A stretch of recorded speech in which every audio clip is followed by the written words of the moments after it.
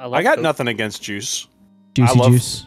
I love me a glass of grapefruit juice. Incredible. I don't like grapefruit. Dang, that's tough.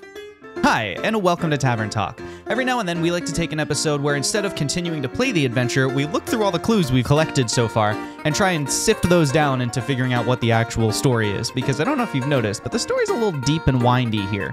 So this episode it's still chat interactive. You'll still see, in fact, chat makes a ton of really meaningful contributions, but we're literally going to build on the conspiracy board that we made in the past. In fact, if you want to see the first conspiracy board, where we go through all the clues from episodes 1 through, I think, 12, episodes 1 through 12 or 1 through 11, I'll put a card right over there somewhere up here, I think, is where the card will appear, or maybe it'll be up here, I don't know. But if you just want to watch the current clues, if you're all caught up and you're like, let's look at the new stuff, then just keep watching this one. I'll see you around. Hello, I am Trevor.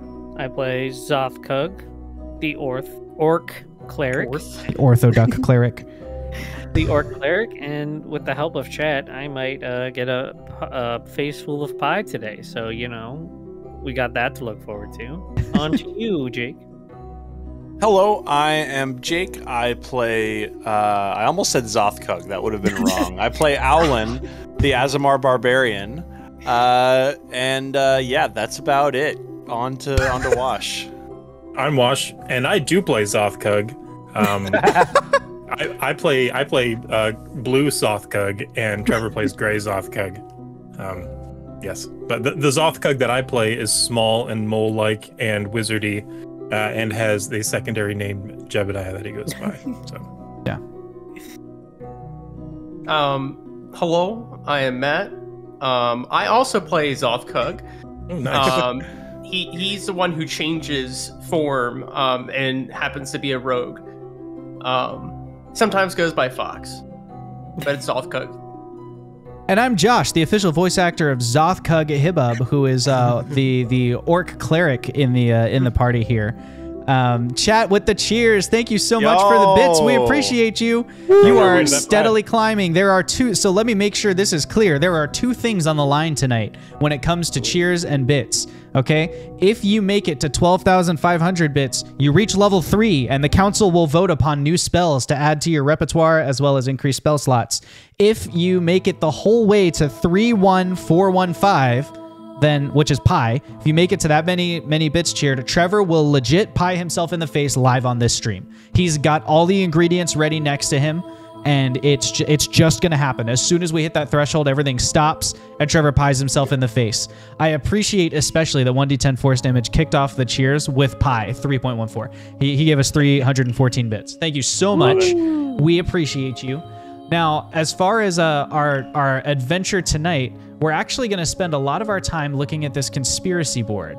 I don't know if you remember the last time we did this, but basically, I forgot to crop it away from my face. But basically, this conspiracy board has all the clues that the party has ever unlocked while playing D&D.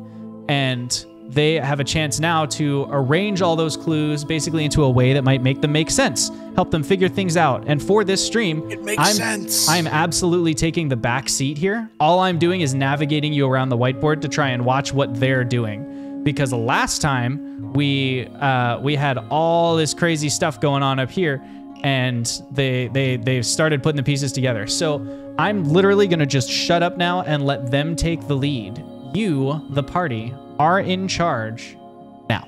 Large and in charge. Well, guys, I think we've done a good job here. I think we should all head home. Great. Yeah, as I look at this conspiracy board now, I think we still have it. Nothing has changed. We've never been wrong. Ever. We're never wrong. Yeah, I mean, we're 1-0. Yeah. Yeah, we've made one conspiracy board. And it was spot on. We know that for a fact. Yeah, we should quit while we're ahead.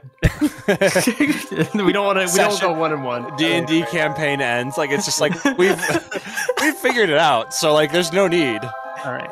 And for those of us that have not figured it out, a pretty solid strategy would be for us to just hang out in the bowl, and just like start a corn dog stand, and we can just like have like session after session of corn dog economics, and then as you know, because Josh has stated that when we don't interact with things, they kind of happen in the background.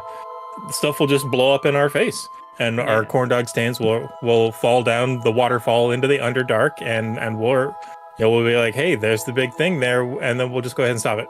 Well, It'll come to us, yeah. Do we dive right into the new clues? Because I know we didn't get through all the clues last time from previously. Yeah, where are the new clues? Whose clues? If you look at the so on the left side here, I've organized all the clues in order of sessions. But if you get down to the bottom of that list, there have been 4 sessions since the last time. So I put those in just like a little 4x4 grid of clues here at the bottom of the screen. And that is where you will find all that information. Okay. And the clues are arranged by things you discovered, new events that are happening in the world, new characters or entities, and new places that you've learned about. So not all of these sticky notes are necessarily required. I just tried to put as much information that I remembered you getting in each session in here. And just like before, it's not an exhaustive list. Like if you remember something you found out during a session, you can add it. I may have missed things because I did this from memory over the weekend. So we've played 4 sessions since we last worked on this conspiracy theory board. It's been a month. You know what I liked? It feels like things keep happening to our characters that, mind you, I feel like in character make more sense to focus on, right? But we haven't talked about any of this stuff in character. No. So just to be clear, we have been counting these Tavern Talk sessions with this conspiracy board as though you are all debriefing what you know. Like your character, whatever conclusions you come to tonight, your characters will also have come to in the game. Okay. There's a concept in gaming called the murky mirror, which I would love to explain in a YouTube video sometime on our YouTube channel, which you should subscribe to, that basically says it's so hard to separate the player from the character once you are in the flow of an adventure, that it is better to treat everything as if you're seeing it in a murky mirror. So there's still, metagaming still exists, right? Like if you have connected something to a monster, but your character would have no way of knowing that monster exists, then you shouldn't roleplay them as if they know. But a lot of the clues that you figure out, it just doesn't make any sense to deny it to the player or to the, like it doesn't make sense to keep them separate. Just let them kind of overlap and take that information and those conclusions with you. It makes for much more fun gameplay, and it makes it way easier to keep track of everything. And I think that like is a difference between like metagaming is like literally taking the rules of the game outside the universe and using that to your advantage, even though your character wouldn't know to do that, versus like coming to a conclusion about the conspiracy. That's all in universe. So like if you came to that conclusion, it can be reasonably assumed that your character did too, if that makes sense. So speaking of which, I'm pretty sure the aboleths are probably like a major top of the point in this, close to the top of the food chain.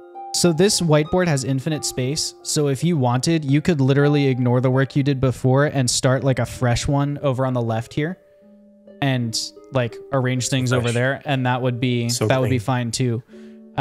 Just so you know, like you don't have to try and retrofit what you're doing now into the past conspiracy board, but just tell me where you're looking on the whiteboard so I know to follow you.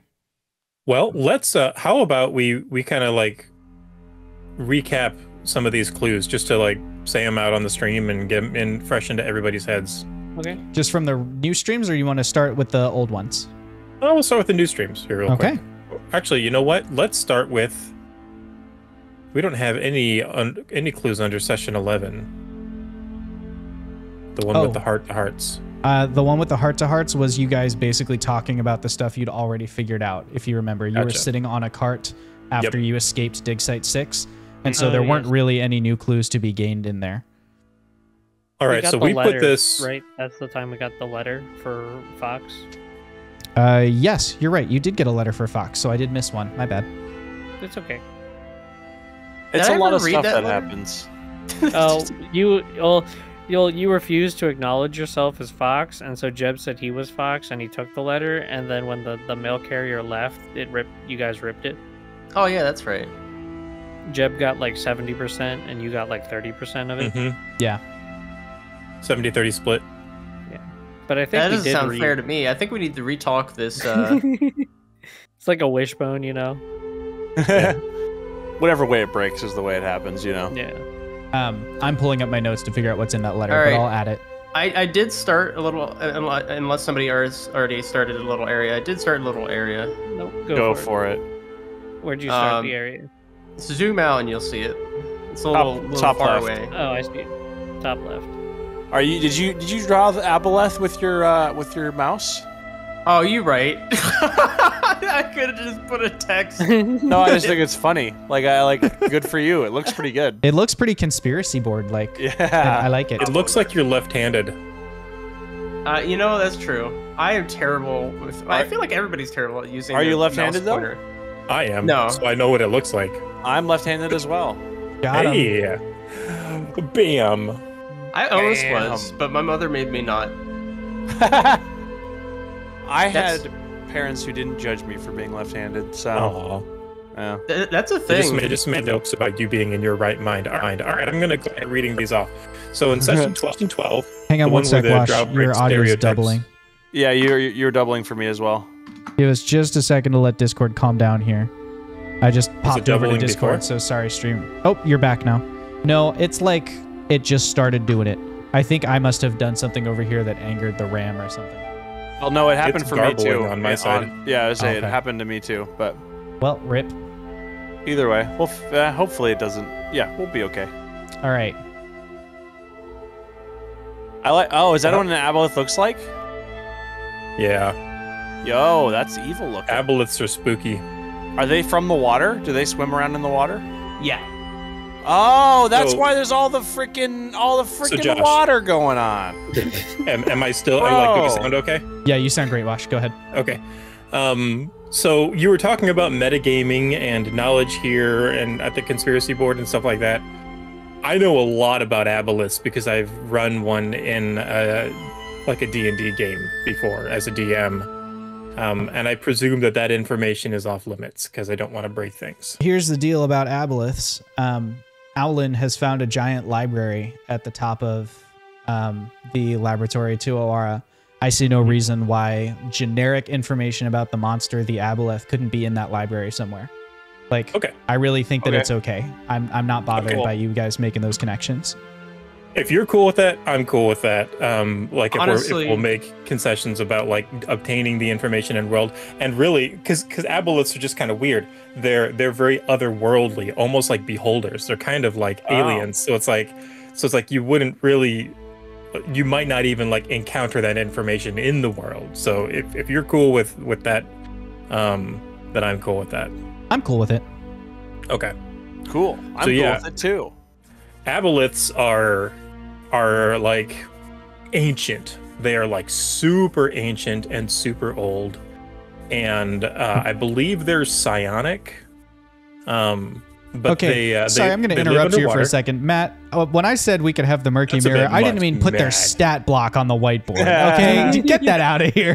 They have an HP of Okay. blah blah blah in their armor class. Carry on, Wash. Okay, Ancient scary beings. yeah, they're super ancient. They're super smart, and they like retain a ton of knowledge.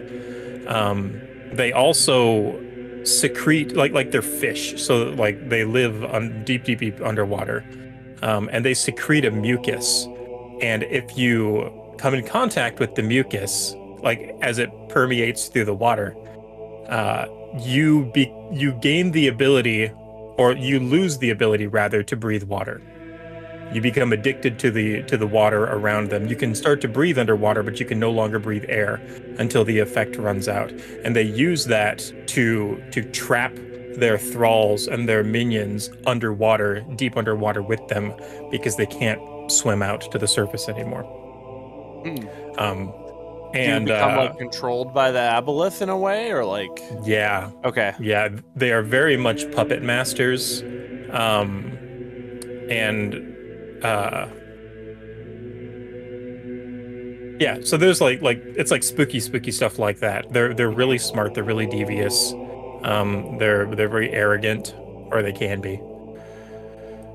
That makes sense why there would be do you guys remember, I think it was at the dig site at dig site 6, there was like a way to get into the bad guy's office through the water. Mm-hmm. Yep. That's creepy. That's really creepy now that I know that. Okay, so that combined with world knowledge, we know that in the center of the 3 pillars that shoot up into space, there's a vortex in the ocean that connects to another world of some kind. Chad, I'm taking you over to the map so you can see that.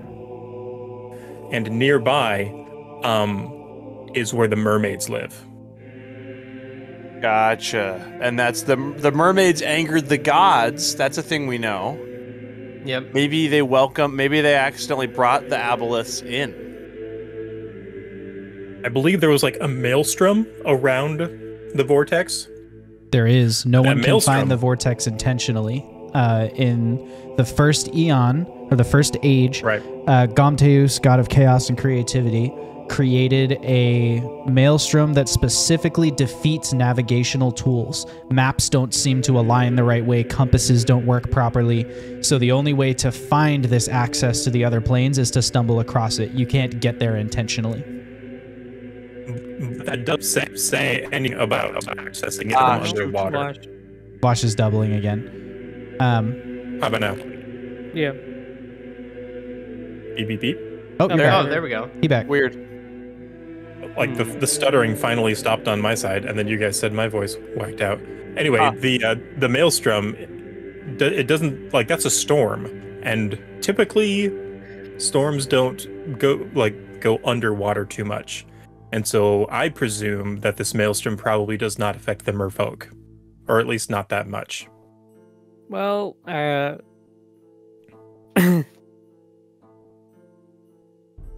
Good What? talk. Okay. Thanks, Trevor. no, sorry. My favorite is when the silence kept going. Like, you made the first joke, and I was like, "Oh yes, Trevor will come back with his line," and then it just kept going, and everyone just kind of awkwardly like, I lost it all. It all just like left my mind. That happens to me. Yo, one with the Darklings, some really ugly kind of fishes in the water, only seems to swim by every few months. That's an aboleth. Ooh, it could be. Where was that? In session 10, the one with the Darklings. Should I just move it over to the... Yeah. Copy it, Oh. too. I think that was when was that? That was Zoth. You were and busy Alan, being right? seen trying to take a door off its hinges. Yeah. Yeah, that was me and Zoth. Okay. That's Also, good to know. the floor around the dig site is slimy. Oh, the slime! Yep. Shoot, yeah. Yeah, could we and, not that, see it? And like that gasoline-y, like that smell, that acrid or whatever smell that came from the water. Yeah.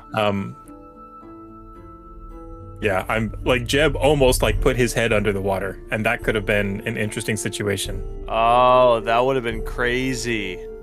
To dunk your head in there and potentially like not be able to breathe air for a while. Didn't we run through it though? We didn't have to make the save. No, it's when your head is underneath it. Yeah, it's when you're breathing it. Oh, it's not just contact. Well, that's to my knowledge anyway. That checks out since we ran through it a bunch of times, you know. Mm-hmm. that do be scary though. I feel like we came pretty And close. and the Zorn had gills formed on it, so it could breathe underwater, even though it normally doesn't do that. Oh, Wait, so the Zorn, that wasn't Sacrium, that was it coming in contact with the mucus. Yeah. Ooh. It's Wow. all coming together, right? Crap. I just moved that over there. Yeah, let's move everything we think is related to Josh is loving this. Ground covering and grimy muck. Gonna move that as well. I love seeing pieces click into place for Yeah, players. man. It's so fun. And wait, there's a river that goes all the way back to Tumbleweb, right? Yeah. Mhm. Yeah, And it comes from Tumbleweb, right? It's fed by waterfalls from the surface. yeah. It goes into the well, Hmm. and then the well, I guess, feeds into these rivers. Well, and if I recall, the when we met the drow, that water was not like smelly and like But it had the acrid or whatever. bodies in it. It did have merfolk bodies in it, but I think it was probably far enough away from Dig Site 6. Dig Site 6, coincidentally, is really, like, I'm looking at the map, it's really close to the ocean.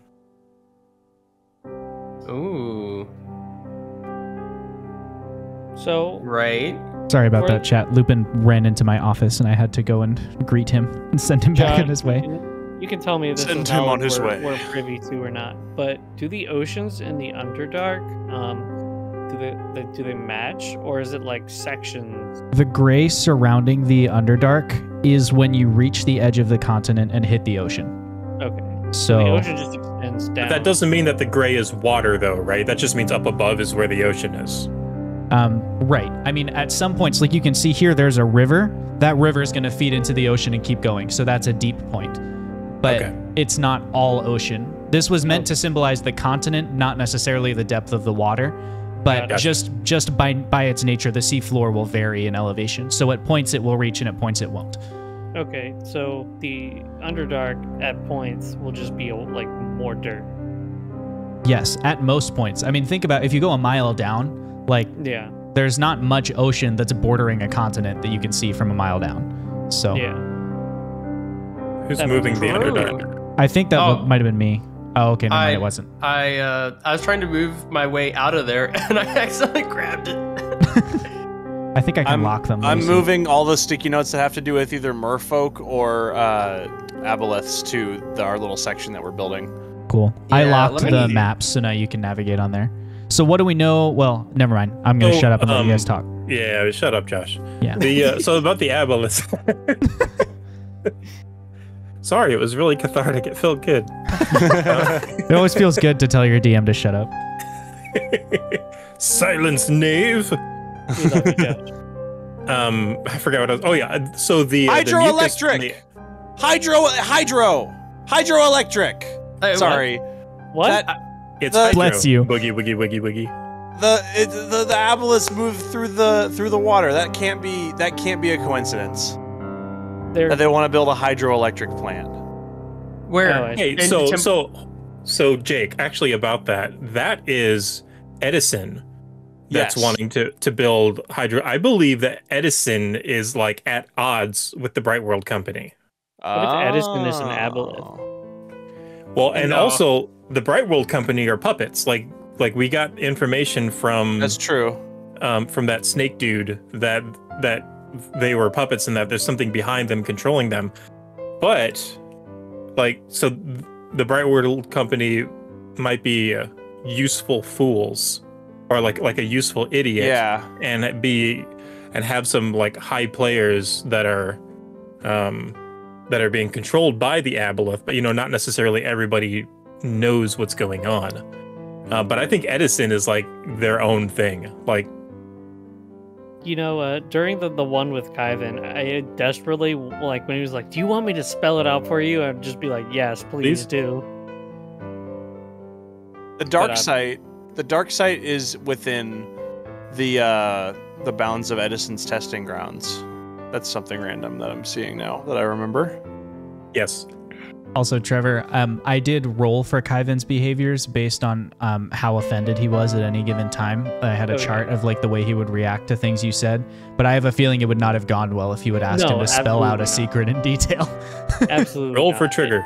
Like, Yeah. you role played it very well, and obviously, like, we weren't gonna mess with that. But like, there's still that part of me that's like, yes, please explain everything in excruciating detail to me. Do it. I dare you. So one thing that I did want to mention about the aboleths is that their mucus and stuff is like proximity based.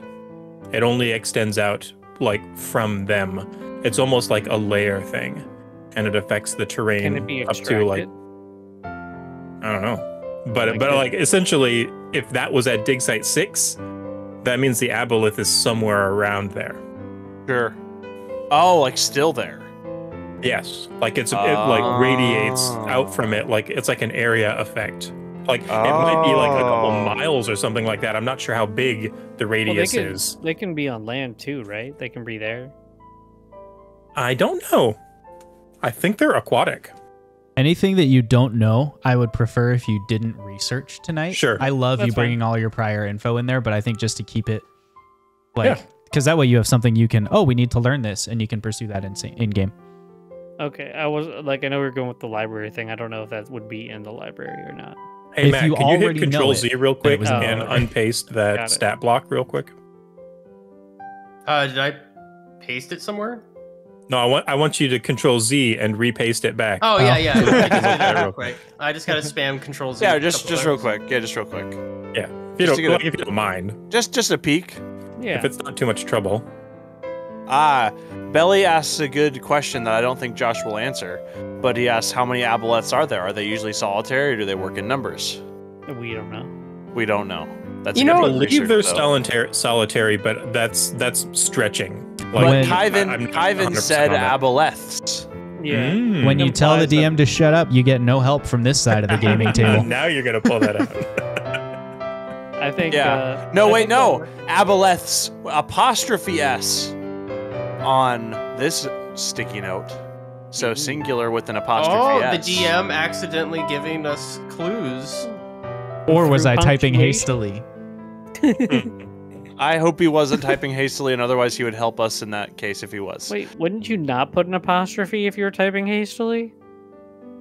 Not always. Autocorrect, man. Autocorrect. Anyway, I believe it's singular now that I've seen aboleth singular with an apostrophe S.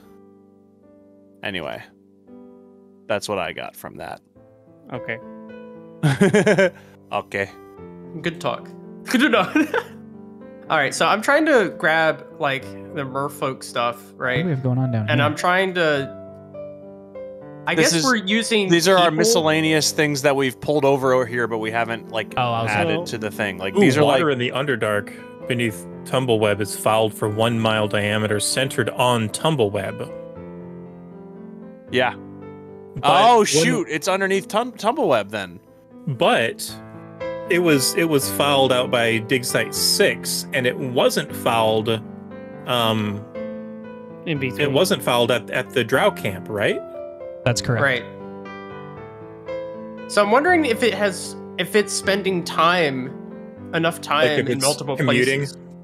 Yeah, it's commuting. There you You know, Work from works in home's not If it's for Tumbleweb. everybody. every few months or so, then that would make sense. I mean, yeah, I wouldn't want to just stay in one place. Otherwise, people would figure it out like we are right now. I did once you said don't research anything. I did remove the website I was looking at, but I would gather that an effect that it causes would not dissipate quickly, Yeah. like something Yeah, that they like typically don't. so.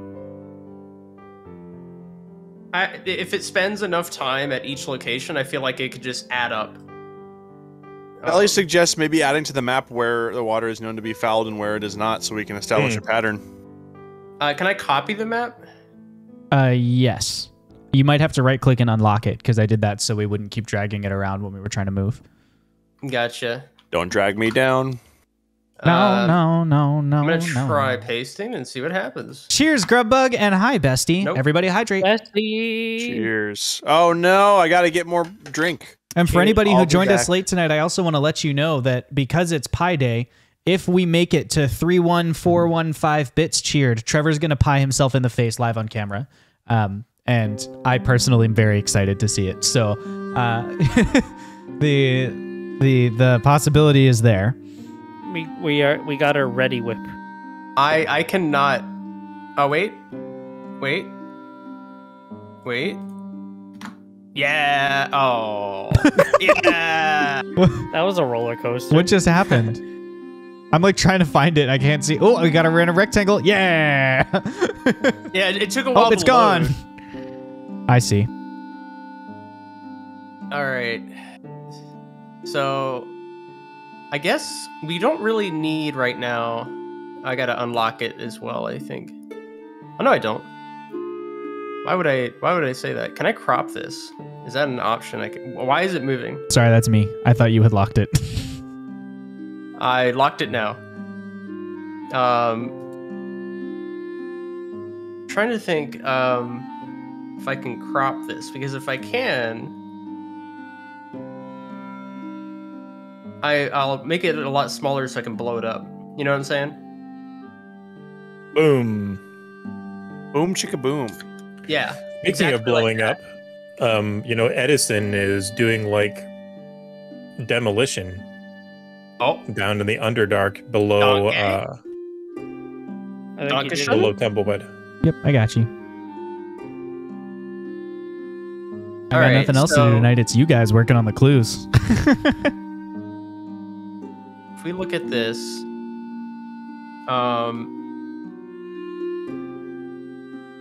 do we know how much distance a hex roughly is? A hex is 30 miles. Oh, so okay. Oh, So, a hex in the world map, not a hex in like the spell type. That's funny. yeah. X is about 4 wings.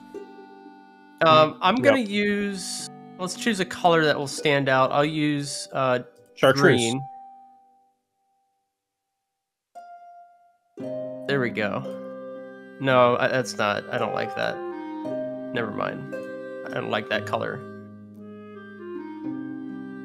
I guess black would stand out. Black goes with everything. Aw, stand out. How would the avatars tie in with the aboleths? We have the prophecy. If the avatars fall, then the gods fall. Is the aboleth trying to kill the avatars? Well, they're How trying are to the- capture them. Well, I feel like if these are like creatures that are sentient, right? And I think they're pretty old too. The avatars or the aboleth? Aboleths, like they don't die naturally. I don't think. Gotcha. So maybe they want to be gods of the world. Maybe they're just trying to usurp the gods essentially and take over the mortal world. You know, world domination. You know, the classic. As you go-to, do. You know. As you As- do. Yeah. As one does. So those are the two spaces I X'd on the map that are known to be tainted. Okay. Obj. I mean, obj. I see a little text box that says OBJ. Anyway. Okay, those are good to know. Tainted, got it.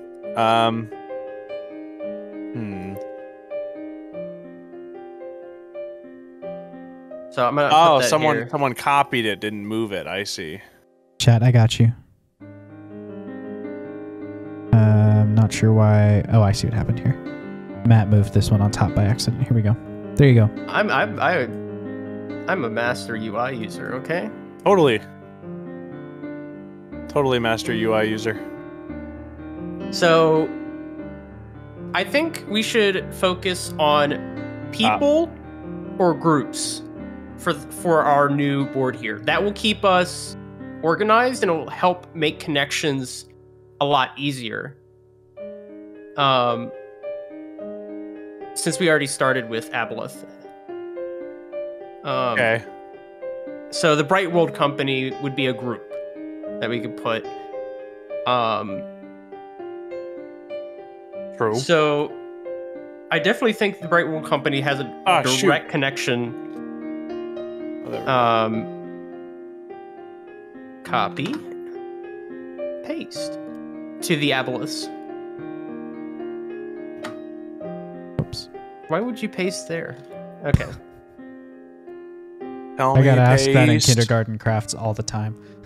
Why would you paste there? There we go. Chat, let me know when you're done looking at the map and I'll hop over to their pile of clues again. You're not missing much at the pile of clues right now. Chat says, well, you can see a direct line from the upper world ocean to the Underdark underneath Tumbleweb. Ooh. From both sides, too. So yeah, here's ocean going through Tumbleweb. And then if we come over here to look, there it is.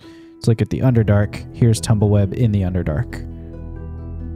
So. Okay. It's literally like all sorts of seaways and waterways.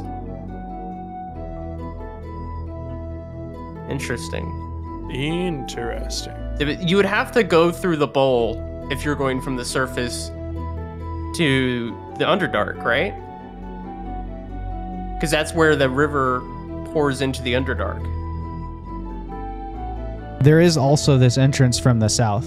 Remember this river heading south. But the bowl is certainly one way you could go.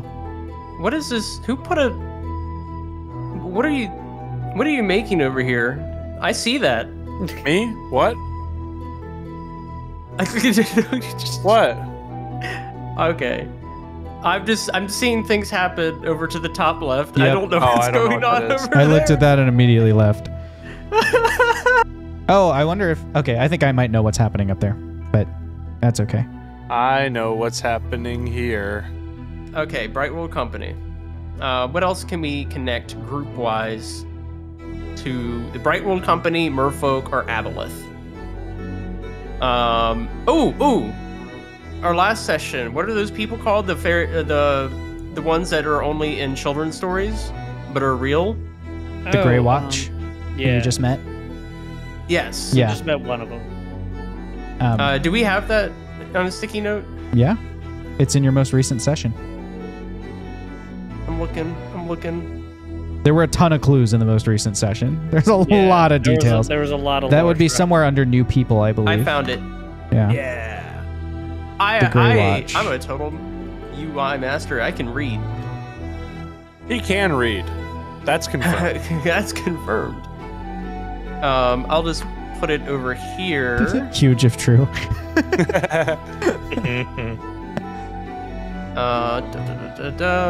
And we'll make that this color, okay? And Grey Watch. Okay, I want to make sure I spelled watch right. Didn't want to be embarrassed. Belly says unless Dig Site 2 has water that is corrupted, then you can pretty much determine that the entrance under Tumbleweb was accessed from the south. So if we come back up here to the map, he's saying if 2 also has corrupt water. Gotcha. But we haven't been to any other dig site yet, right? No.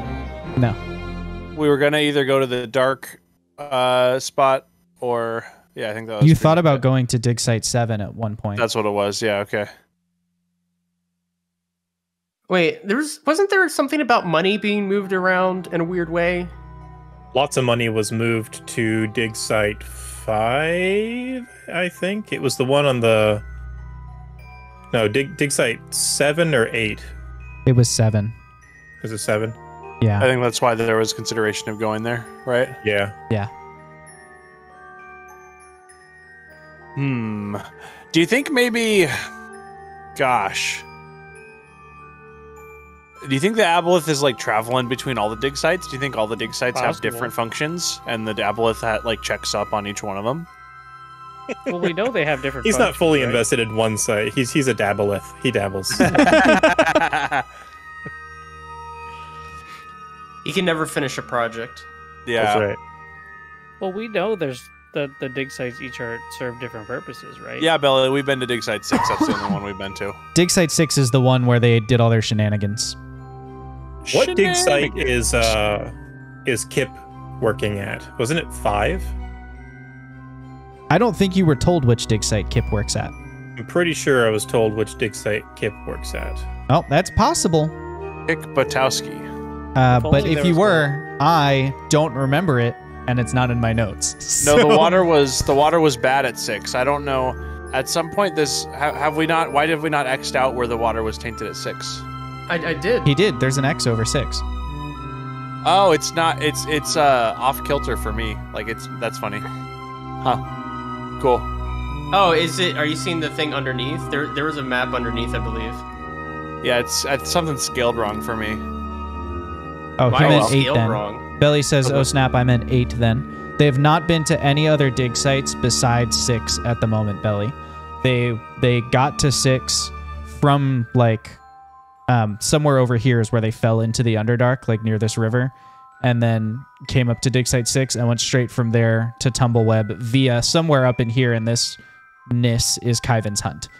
Hey, you don't need Josh. to be sorry to be distracting, Billy. I've been wondering if we should invite you into the voice call. You've got so many great ideas. If you wanted to like help discuss and like, you know, help put the pieces together, you seem like you've got a lot to contribute here.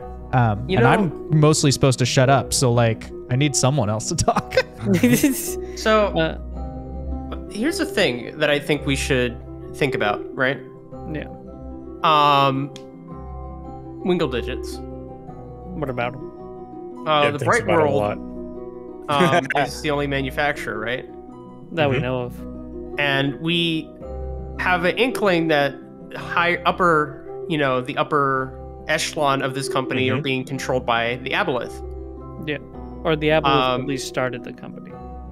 And Kyvan Yes, Kyvan said that the Aboleth have been planning for eons. Yeah. So, do you think the Wingle digits aren't a coincidence? Definitely not. I think they were waiting for something, or they were accumulating enough resources to... Okay, so... They were either waiting for something, like they knew that magic was going to go off and were waiting for that event, or they were accumulating resources to make that event happen. I would imagine they must have done it. But why Wingle digits? Why control magic that way? Maybe so that way They the could fund their Aboleth has... projects. I mean, true, it could just be a moneymaker, right? But I'm wondering if Wingle digits is a way to control who does magic. The Aboleth can basically indirectly control what groups of people get to use magic based off of where Wingle digits go. What if the Wingle digits are like magical tracking devices, and so like whenever someone uses magic, they know they get a ping basically. I don't know. There's something with Wingle digits. I'm having a hard time connecting it to the Aboleth directly in a sense like of why it would be useful to the Aboleth. Well, they're also good for just storing magical energy and power. I mean, yeah.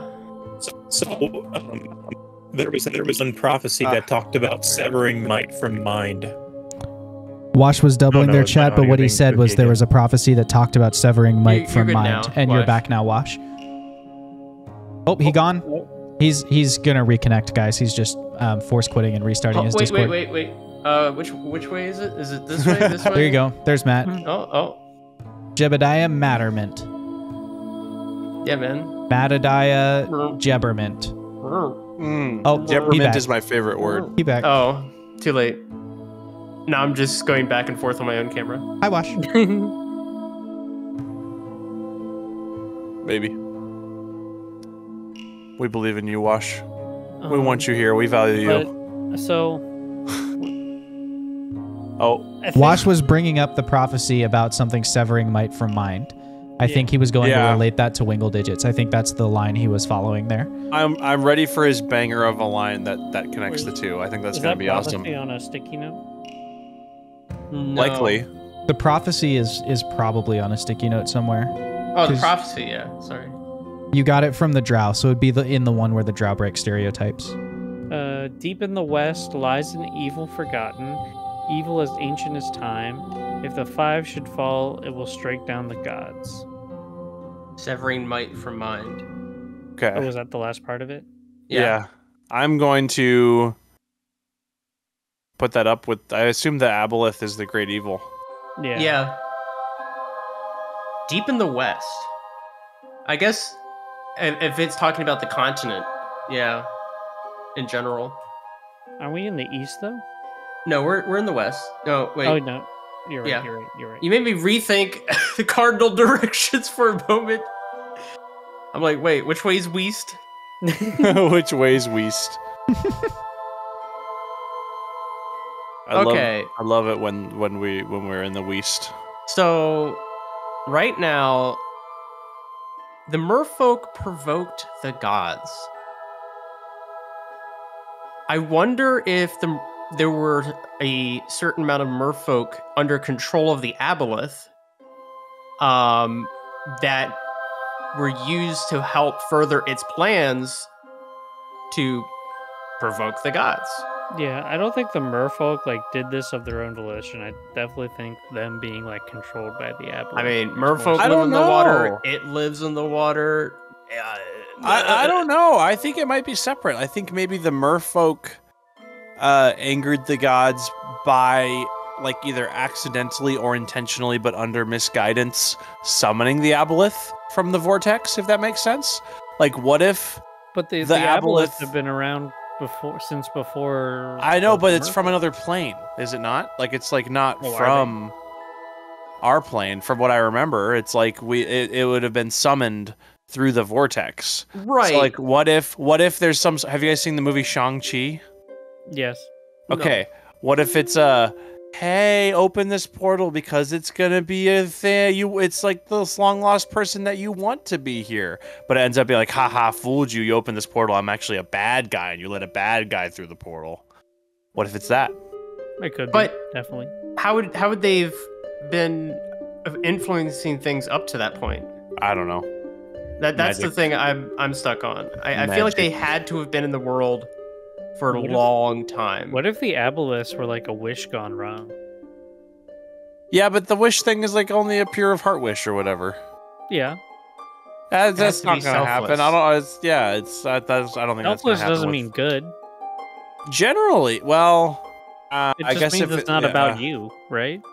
Well, it means that you don't gain anything from it. Like you're not doing it to get gain. The aboleth would definitely gain from this. and if I you think work the out, you aboleth always made the do wish. things to get gains. Okay. Yeah, get gains. Yeah. Like, what if a wizard Sick was like, "I gains. wish there were aboleths in this world"? So, Wash, you're coming through clear and great.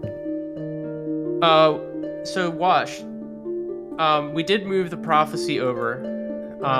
You were saying something about it though, and we just wanted to know if it was anything. Severing might from mind, I think, has to do with wingle digits and magic. Severing might from mind. Yeah, if wizards have might, like have power because they are magic users. Like those who have the knowledge to use magic have strength in that, and doing away with magic severs the might, from mind. That's yeah. Oh, yeah. And then putting it into wingle digits, it's no longer associated with mind at all. It's like a monetary might instead. Yeah. So wait, there's an avatar that wasn't captured, right? Sorry, before we move on to that, I want to make it clear in case it wasn't written on that prophecy. That is a partial prophecy. The Hammer of Ambercliff never heard the rest of it. Just so we know Got it. that there's more to it than that. Right. We got the part that he did know. So there's an avatar that wasn't captured, right? Somewhere over here. Let me go back to our old conspiracy board. This looks very organized. I thought can they were totally all- find out. Well, Oh, now the- hold on a the- second. Hold on a second. The one avatar wasn't, but I refuse to hold on. Well, this prophecy might not have come true yet, though. I was kind of under the assumption that maybe it did with the Darkening.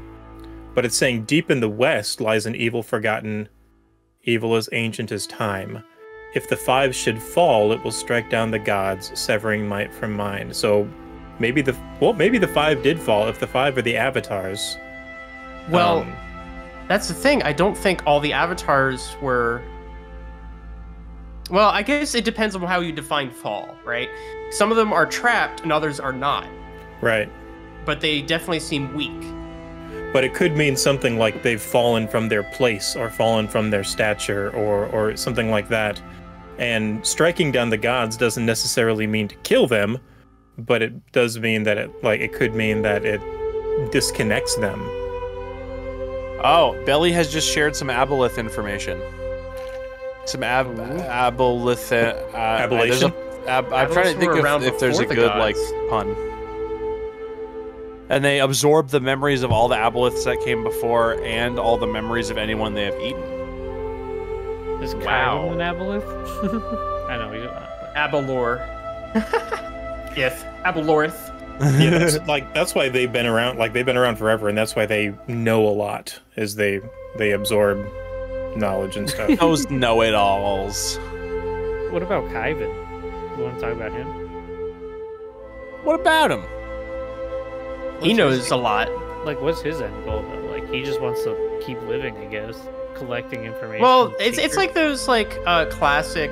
I feel like Kyvan's one of those classic moments of things you don't understand because they're so old that you literally cannot comprehend its motives. You remember Ko of Many Faces in Avatar: The Last Airbender? I think he's one of that. It's like that. You know what I mean? He's just steal secrets. Yeah. So he's a co-star in this show. Well, he's a special guest. Happens once in the show, comes back for the spin-off show later. Yeah. Then eventually you start a whole spin-off show about them, but it doesn't perform as well. Well, yeah. Well, you do the backdoor pilot, and then it doesn't receive quite as well. But maybe you go ahead with the spin-off anyway. I mean, it was made by co-creators, not the original minds. Yeah, I'd enjoy a Kyvan origin story. The Kyvan prequel. Yeah. I'm willing to deliver it, but not tonight. But I would happily talk about Kyvan's lore. That would be fun. Okay, cool. I know it. Kyvan has a really cool backstory. We need to spin off a sitcom called Kyvan Explains It All. with Kyvan in his teenage years hanging out in school. What about Kyvan and the Aboleths? I will not give you the Aboleth's history for free. I don't know why, but that gives me Alvin and the Chipmunks vibe. Kyvan just manages Aboleth. Kyvan just manages a bunch of Aboleths who are trying to make Oh, it big. you Aboleth. Alvin, Kyvan, Theodore. I love the Aboleth. All right. Like Alvin, anyway. Trevor trying desperately to steer the ship back on course. Happened multiple times tonight. Just occasionally. All right. Back All on right, track. guys. All right. You have to put power into the rudder before the rudder will actually respond. Exactly. Trevor, I appreciate you. I see your efforts. I know I start some of it, but I'm also, trying to So keep us moving. I am going around our old notes right now to see if, with our new knowledge, right, and the things we have connected so far, if we can somehow connect things to it. I don't think we need. Do we need to bring over Dig Site 6? Should we? I don't care. Sure. I'm curious what's going on in the West, because if that prophecy hasn't been fulfilled already, there is something terrible in the West, and there was recently, where is it? One of the news room, one of the rumors on the hotline was that some tunnels in the West collapsed. I think that in the not as I think that in the grand scheme of Urada, we are in the West, and I believe the prophecy is referring to literally what the Aboleth is doing right now, and What the Aboleth doing? right? What the Aboleth doing, and the Aboleth do be right now in the West. Who did and so that would be what I would serve guess. again? Who was she tasked with from the assassin? Oh, From an Avatar.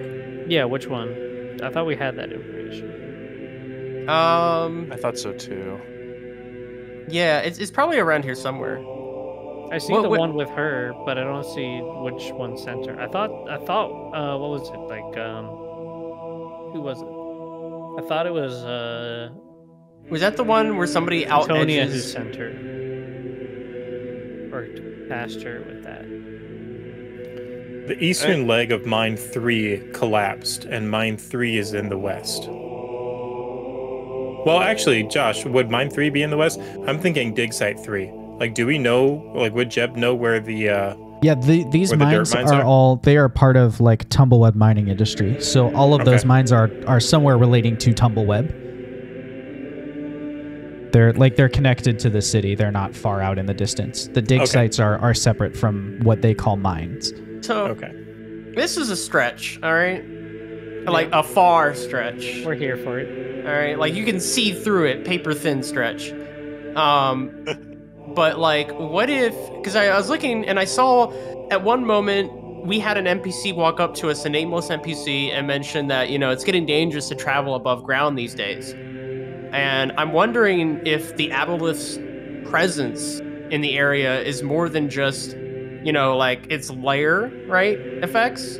But like perhaps it's like, well, no, because a lot of the dirt folks seem pretty nice. But I was wondering if it was like corrupting people near it, just subconsciously.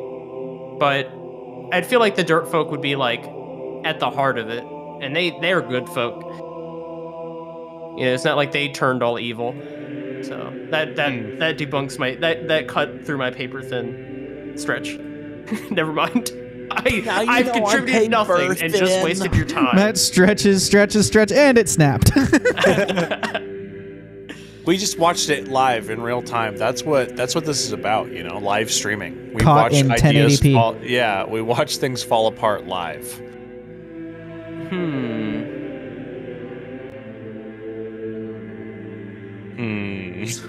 Why did we connect a wish to Sir Topham Sav? Because we were theory crafting. Yeah, we were theory crafting with that. Okay. There was a theory that Sir Topham Sav had used a wish to try and like selflessly give magic to the rest of the world, and instead it had been evened out by taking it away from everybody. And then there was an idea moved into because T-Sav was the one that redeemed the reward, that emp magic. Yep. And like with wish, the DM has a lot of control. It could have been a genie type situation, like you make this wish and then what's gonna happen? Yeah, there's like always an unforeseen consequence of a wish, at least in a classic storytelling sense. So what I want to know is, what is the deep significance of floor 2 of the Owarin Temple? What goes on in the conference room? Why do they need a conference room? Who is conferring? Who is actually taking Wash seriously in this question right now? Who? Do you want me to give you that information for free? I have prepared, I prepared the Owarin faith to teach about tonight if we got to that point, but this question is answered in that freely available lore. So if you want me to just quick hop over there and do that little thing, we could do that and then come back to this. I just didn't want to take time from your conspiracy stuff, but I can answer, or I could just give you the answer to that question. But if you guys want, I will give you a quick rundown on how the Owarin faith works. I was making a joke. Oh, okay. Sorry. What I was gonna say, if it wasn't a joke, is like I would first say that I don't think that's directly connected to what we're talking about right now. But I think that it will be a good subject for a little bit later. Okay, cool. Oh, Josh, you didn't. Didn't what? Did you make a connection? I'm looking at the people, the names that you came up with, and I love 2 of them and I hate 1 of them. Which one do you hate? Did you just not realize that? You know exactly what I'm talking about too, don't you? I do. Oh no. I mean, look. To be clear, any similarities between my names and real world personalities are 100% unintentional. Sure. I mean, that makes sense. I think I know what you're talking about. Are you talking about Donna Turnip? Yes. Donna Turnip? Yes. Love it. What's Donna Turnip in charge of again? Wall building. She runs the Turnip Construction Company. Oh no, I didn't know that. That's hilarious. Oh, dang. So wait a minute. I'm looking at session 9 clues, right? Yeah. And I'm wondering if any of this is somehow related. There is Sir Topham Sav. Sir Topham Sav. Unrelated. No relation. Yeah. I wonder if how much the web of the Aboleth's influence spreads, right? Obviously they're the ones he directly controls, but through that, those people also influence people, right? Could be a she, could be a they. We don't want to assume the Aboleth's gender. Oh, true. That's my fault. I do. I want to make assumptions. If the Aboleths are older than the gods, gender might not have been around when the Aboleths were invented. That's true. Well, Aboleth is a the I think Aboleth. the tapestries are worth looking. Yeah, I was looking trying to at. read it, and every time I get halfway through it, I end up saying something else and not reading it. So That You top get distracted. That's okay. that top clue, the painting of Sir Topham Sav, Dabbledob Bafflestone, and Shava Baravan, we know who all three of those people are now. You learned about Shava Baravan in the very most recent session when Alan was in the library. And what did they do? I forget. I don't know. You'll have to look at your clues. I'm just Okay. trying to help you can I make control connections. F? I don't know. Shava Baravan. I've never used Microsoft Whiteboard for anything except this. Shava Baravan discovered Sacrium. Oh. Those other names? I can, but it doesn't help because it doesn't take you to where it is. It's like, yes, it's on here somewhere. Good luck. Have fun. I found it for you, but you got to search for it. Did you ask Thanks, who the other two Microsoft. were, Trevor? What is it? Dabbledob? We know Topham Sav. Dabbledob Bafflestone is the CEO of the Bright World Company. He is a gnome. Okay. Likely controlled by an Aboleth. Okay, so we have Sir Topham Sav, who's the CEO of the Summit Banking Guild, right? Yes. Yep. Dabbledob Bafflestone, who's the CEO of the Bright World Company. Yep. And then Shava Baravan, who Discovered Sacrium. Sacrium. Yep. Do we know what race Shava is? she was in Right. the painting. Raid Shadow Legends. Raid Shadow Legends. Watch, I'm checking in my notes We're to not see if I told supported. you We're when, not- when it came up. Not hashtag not sponsored. Yeah. Also, Yeah. Matt, the tapestries are a castle over ocean, floating tower surrounded by dragons, strange stone obelisk in a grassy plain, and then ocean tapestry has a hidden button. Well, the Ocean Tapestry having a hidden button, that's a bit on the nose.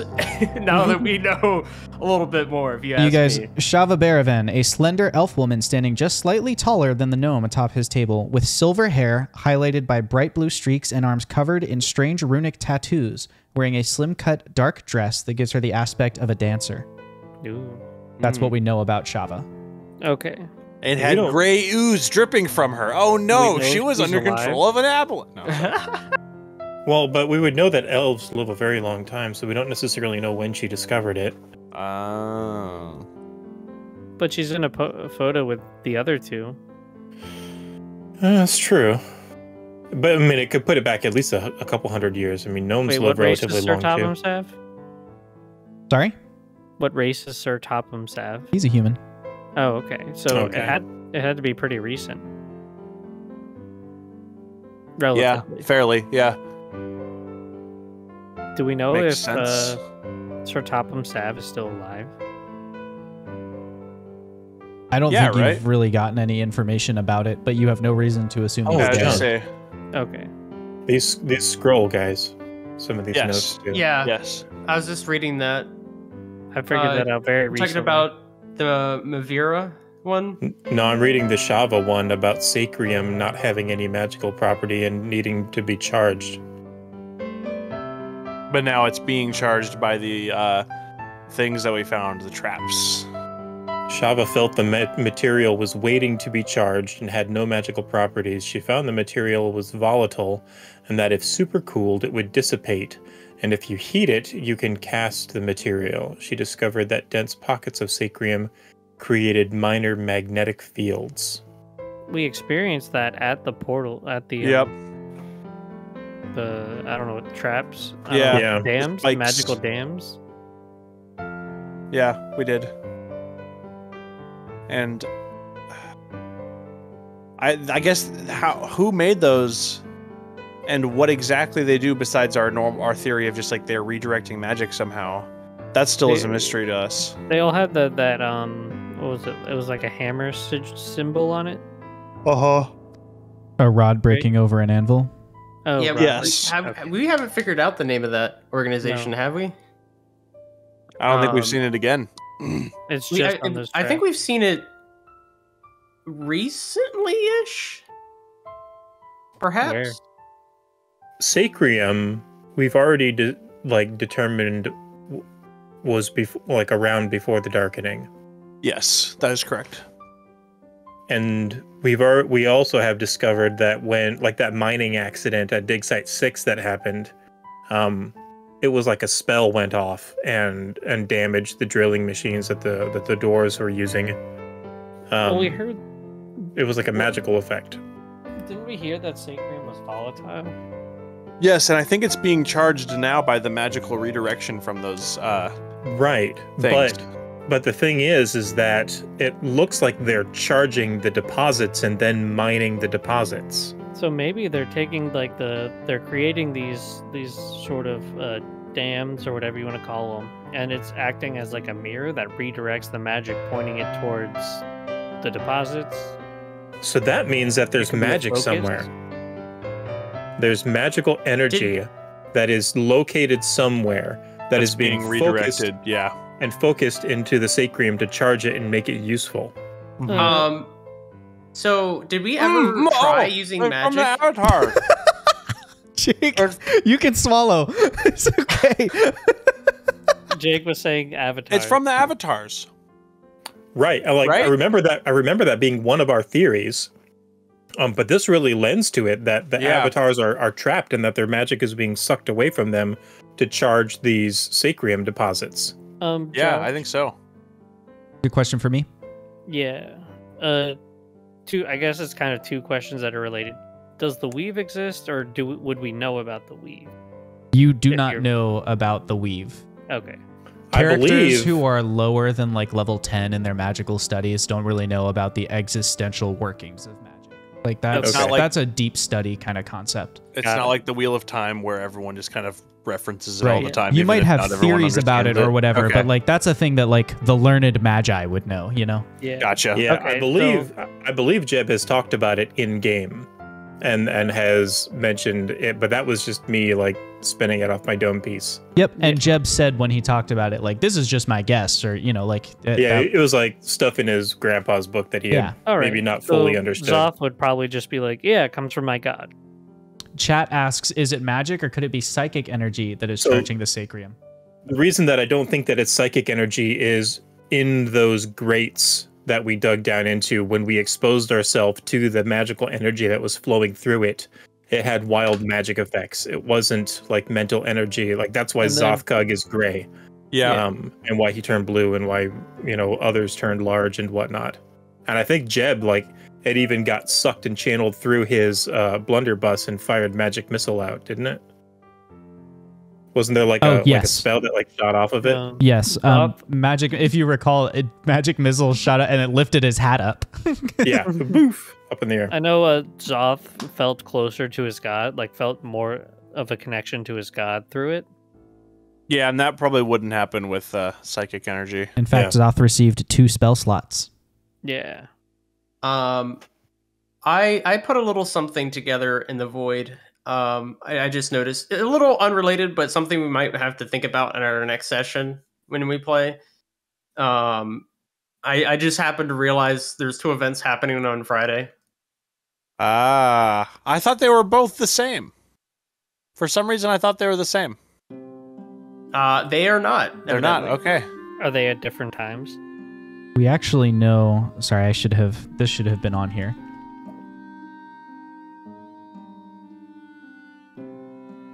She's not attending her own party at the Mollusk Estate? I guess not. Oh, wait. Oh. This is what the newscaster said.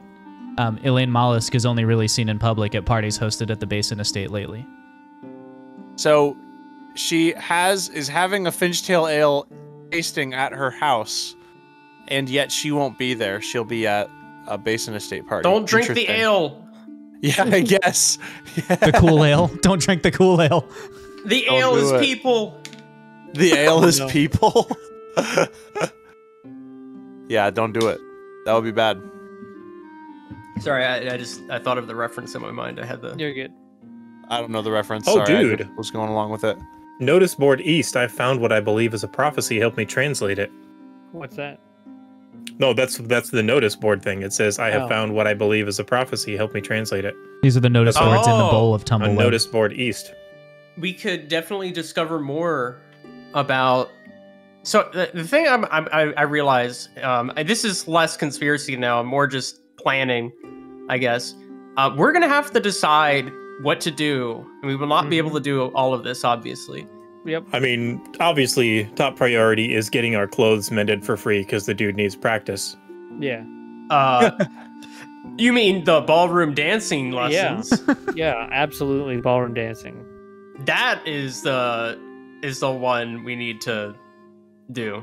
I thought the ballroom I thought dancing you lessons. Said we needed to do the bank security. Well, we need to do both. And the parties. And get our clothes repaired. We're splitting the party. Whoa. There's also the not need the weld- seams. We don't need to do this all in one day. What Guys, day the one- is it? Sorry, Today. No, like in game. it's a Tuesday. Yeah, we got plenty of time. The last session was a Tuesday, so you're halfway through a Tuesday. There are 3 days before. Guys, there's the one on the west board that says, help make sense out of strange things I've been seeing. What if they're receiving prophecies like we did, like dreams? My guess is maybe they're just seeing more signs of strange goings on, aboleth or evil stuff related. But maybe not. Maybe it's a red herring. Yeah, that's the other thing. Like some of these could just be red herrings. Yeah. But Meanwhile, in Josh's planning, random notice board generator.com. I have a feeling that a lot of the interesting looking ones probably all actually lead to something. Knowing Josh, I don't know. I have a hard time imagining he would put like an interesting thing and then be like, nah, the guy just, thought of his mother in his dreams and he needs making sense. The good news is that we're like at the end part of the RPG. We've hit our save point in Tumbleweb, and now we can just go around doing all the side quests for the next couple weeks.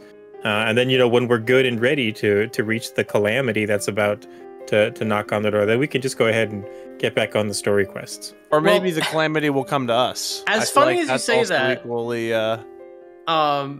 obviously we can't actually do that because things happen without us, right? That's the part I'm scared about. I mean, we could just go collect all 99 Korok seeds. We could just do that. Like, it's fine. Sure. Ganon can wait. Yeah, that's right. I definitely think we'll have to limit, but I do our time in Tumbleweb, that is. We'll have to limit our time, but I don't think we have to do it extremely. Like, I think we can choose something to do each day, or multiple things to do. I guess, I don't know. The ballroom dancing, I'd have to figure out what day that's going to take place. We need to at least stay till Friday. Like, it's like one of the things where we can do other notice board things before Friday. Right. Who is Shark Harley? Who? That's a big old hammerhead that drives a motorcycle. Shark Harley is one of the outlaws who's wanted. Okay, that's all we know. That's the coolest name ever. We have Shark Harley, we have Dakota, Fast Hands, and West Diamond. Dakota Fast Hands is even better. That is even better. Yep, and West Diamond. He's the other outlaw. They call him Neil. West Diamond is worth the most. Oh, is this on the notice board? Yeah. Yes. Yeah. These are on the We're all notice reading the notice board. I'm just going through reading right now because we've obviously got something. I guess to summarize what we have so far, right? I mean, we were basically told by Kyvan it's Aboleth, right? Yeah. The plot is Aboleth. Yeah. What if we just go talk to him? To Kyvan? No, the Aboleths. No, that's a one-way It's a very trip Zucko to thing. never getting free will again. Yeah, I was just saying we become absorbed into his plan, and that's it. So perfect, and we don't have to worry about saving the world anymore. Oh yeah, great. That's the solution. We did it, Give up. guys. I'm kidding. So I want to catch all the Korok seeds first, though. Back on the tracks. I'm setting the cars back on the tracks, get the train choo choo. Good try. So People all over the world. So now that we know it's Abolus, we were able to click a couple things together, right? Yeah, we were able to. The the locations, and like, you know, different terrain differences. We know that it must have spent a lot of time at Dig Site 6 and Tumbleweb. Otherwise, you wouldn't be having these issues.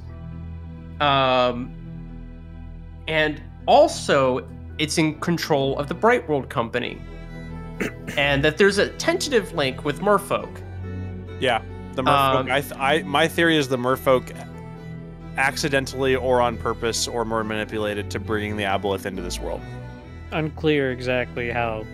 Yeah. But, you know, they're involved. Ooh. Look at the wording of this one. There are creatures in the water, not of this world. They are the architects of what the Bright World Company has built. But before long, all will become ashes at their hands. Yeah. Except Kyvan. Except Kyvan. Yeah. Maybe we just go hang out with Kyvan for the rest of the time. Yeah. I don't think he appreciates. I don't think he wants roommates. us back. Yeah, he like sent plant people at the end to fight us. Like Well, he Hashtag told us Kyvan. he was gonna do that. We just forgot about that. So that means what the Bright World Company has done, and if you look back, right, the Bright World Company was just a refining company before the Darkening, and all of a sudden they've switched gears a little bit to this be a distributor or be the process of making Wingle digits, right? I think the Summit Guild Bank is obviously distributing them. Yeah. But the fact that the Bright World Company's behind that, perhaps I'm going back to the fact that Wingle digits, I don't think they're a coincidence, and I think the Aboleth created this. Sure. What's their end goal with them? You know, that's the thing we've kind of been spinning on. The CEO of the Bright World Company too. He could have been up to. They're all microchipped, man. The government's gonna I think there's a very important secret hidden in the connection between Zoth's plant and Oh. You mean, yeah. You think a hidden connection? Like something that needs to probably be studied and fostered. We've yet to be on the surface, and we've yet to see that plant in like a good normal sunlight. Yeah, I mean, it's getting the most sunlight it's ever gotten at this point. We talked about it a little bit after the stream last Monday, but you know, Zoth's plant is like a moss, and a vine. Well, but that's the thing, is that it transforms into a vine, right? When it has increased its magical energy. And when was connected to it recently and kind of like overcome by it, he started to grow bark. He started to like transition from a fungus into a plant. Yeah. Like the plant like transitions from a moss into a vine. Yeah. Belly has a good point that he just brought up that's kind of more on what we were just talking about, which is the merfolk could be evil, but also maybe they're not, and if they're not, then maybe they've been fighting the Aboleth and its minions, and this might be evidenced by the merfolk body parts. I'm 100% on board with that, and that was, I was kind of assuming that. I should have probably brought that up. In world I building, definitely think in world the building, merfolk Gonteus are- purify the crap out of the merfolk. They're like one of the holiest civilizations in the world. I definitely think if the merfolk were somehow causing some of this, it was probably through the Aboleth's influence. Yeah, Oh, yeah. like well, and they would be highly susceptible to the Aboleth's mucus being water-dwelling creatures. Yeah. There's only a handful of spells you can really cast underwater, right? That are effective. Wait a I minute. don't know. Never been. What were the merfolk fighting? When? The Grey Watch mentioned that they were launching an offensive. Oh, they're fighting the Bright World Company, aren't they? Yeah, Are but they? what specifically? Look, I don't even know if that's what it is. Wasn't that the whole conversation with Fox and the Grey Watch guy? They were talking about how they were trying to stop the Bright World Company. Yeah, or at I least- think Trevor's right. Okay. or at least trying to ruin some part of their operation. Like kind of a guerrilla warfare West's kind of thing. final report was that they were building an army beneath Tumbleweb, but who is they that they're talking about? Is this like... Yeah. Is that the Josh, do you- mermaids? what- Or the I'm down merfolk, or- I'm down on at the bottom of day 19. And these days, by the way, are just days that our adventure has been. They're not like... Yeah. Right. Josh, do you remember who they was?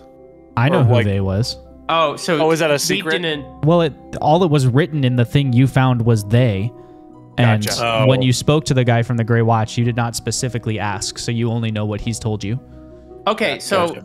Shale was his name, by the way, it's the Grey then Watch guy. definitely not the merfolk, because that was addressed to one of the Yeah. merfolk. If they're building an army, the The only other Darkening. folks we know are like the Edison is down there doing experiments and stuff. Wait a minute. The Darkening is a perfect way to basically it's an authoritarian move, like in a real world connection, right?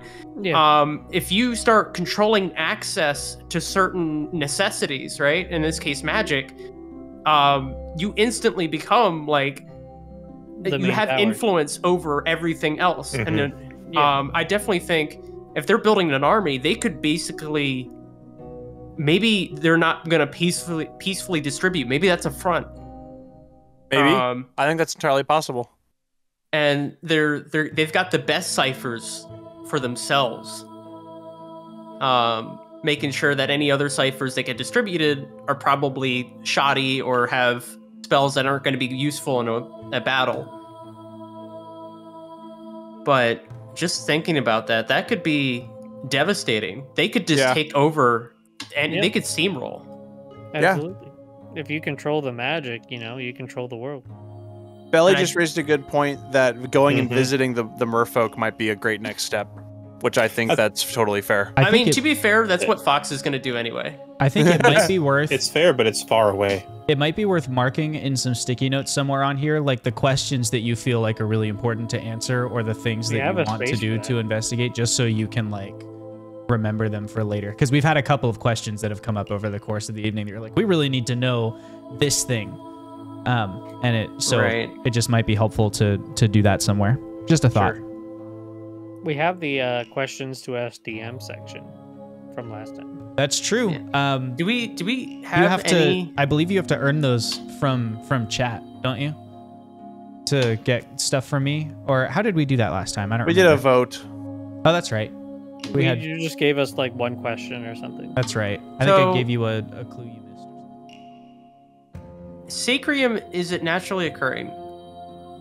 I think we could answer that. I think we yes. can make the assumption Yeah. that it is. Yeah. We've answered that. If we hit 12,500 bits tonight, I will answer one DM question truthfully. Nice. It's like Kyvan though. He's going to tell us in a riddle. No, I will answer you truthfully. You should be careful about your question because I may not tell you all the truth, but I won't lie or like steer you in the wrong direction or anything. Detail every part of the Aboleth plan for us. I won't go that far. I know. That's not a What question. exactly that's is a the Aboleth's plan? command. There you go. So- In painstaking detail.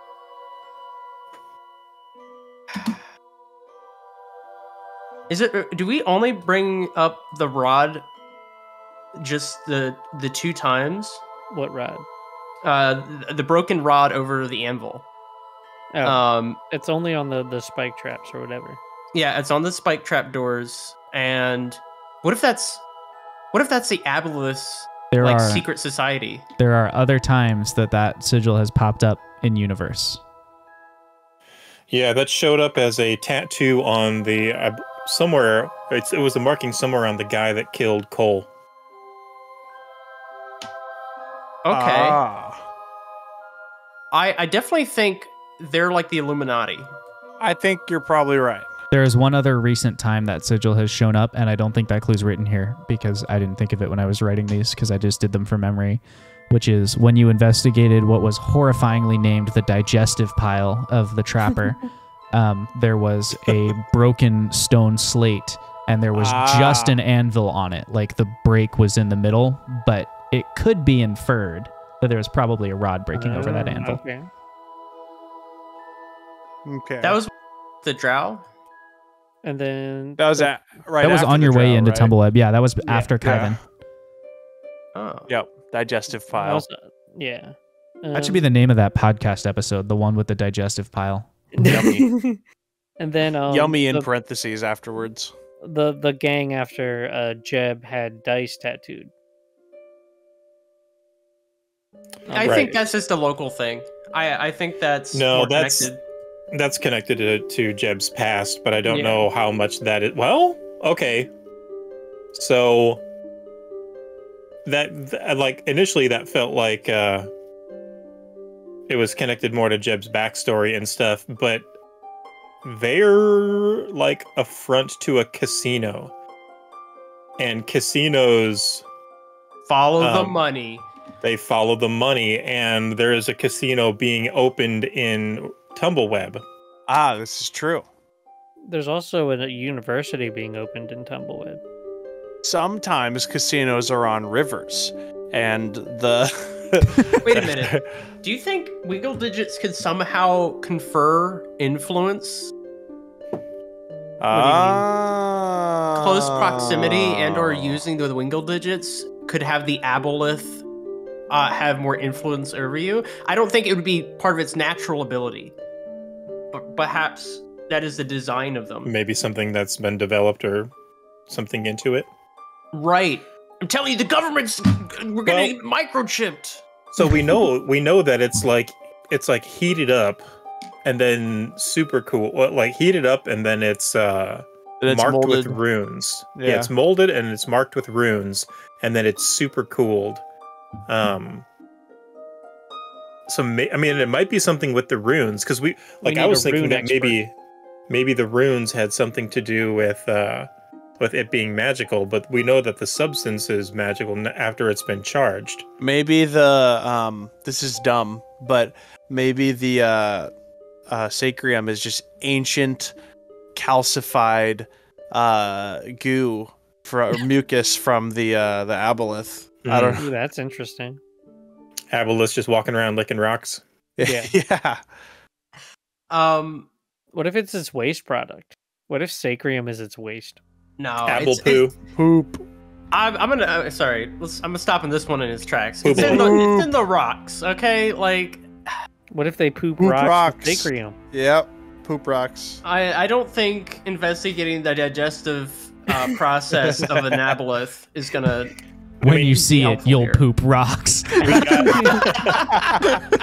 Hey man, We already got all I'm one really saying is good we clue can't from a rule it digestive out, pile. you know? That's true. Well, you got me there. When we confront an aboleth, we can confirm. We gotta this ask him. Yeah. Kill the rock pooper. So wait. Sorry, What I was on. mysteries does ancient defecation hold? Hang on, Matt's trying to follow a thread here. I was onto something and I completely forgot. We were talking about Wingle Digits, runes. You were talking We're about talking about conferring casinos. influence. Like, do Wingle Digits confer influence? And you were Right. asking about their role and what the aboleths were doing. I don't know if any of that helped you. I thought there was somebody mentioned something right after the last thing I said about runes, because I think we were. Calcified mucus. Heated and super cooled, I think was what Wash said after that. Okay. They're heated, inscribed with a sigil, and then super cooled. Because when they're heated, they're malleable, but when they're cooled, they turn to goo. No. The fact that they're magical. All right. Magnetic. They're magnetic. Yeah. I'm wondering if that's somehow attracting the magic to it, like it's a lodestone. And so they just have to direct the magic roughly in this area, and it just absorbs it like a sponge. Oh, I see what you're saying. Do we remember what those the spikes at the bottom of the pit traps were made of? I don't think we ever got to figure it out, did we? There were spikes. Spikes were arranged in runic symbols, like yes, in specific patterns. but I don't think we ever were able to like. See They were what they generic made steel of. spikes. They just Yeah. behaved weirdly. Okay. So is the runes on them. Well, Let's see if I can find that. steel is magnetic. Normal steel spikes in the spike trap are arranged into some kind of rune. Identify detects every school of magic held in by the rune. This is days 2 and 3, which I believe is session 3. Every if- type of magic, that's an intense rune. These runes could come from the aboleth. Like, it's ancient, right? Before time, and perhaps it knows some, like, ancient runes Yeah. Certainly possible. that are, Wait, like, wait. uber powerful. Wait. There was something. There was something about the wizards, the council of something. The Council of Wizards? The ones that all Yeah. died? Yeah, You mean the ones in the towers? yeah. The Order of That the came up Exalted in- Ring. The Order of the Exalted Ring that came up with Kyvan. Must It I did? connect the? Yeah, must I connect the dots between the Brightworld Company and the Order of the Exalted Ring? Ooh. Oh. Missed that one.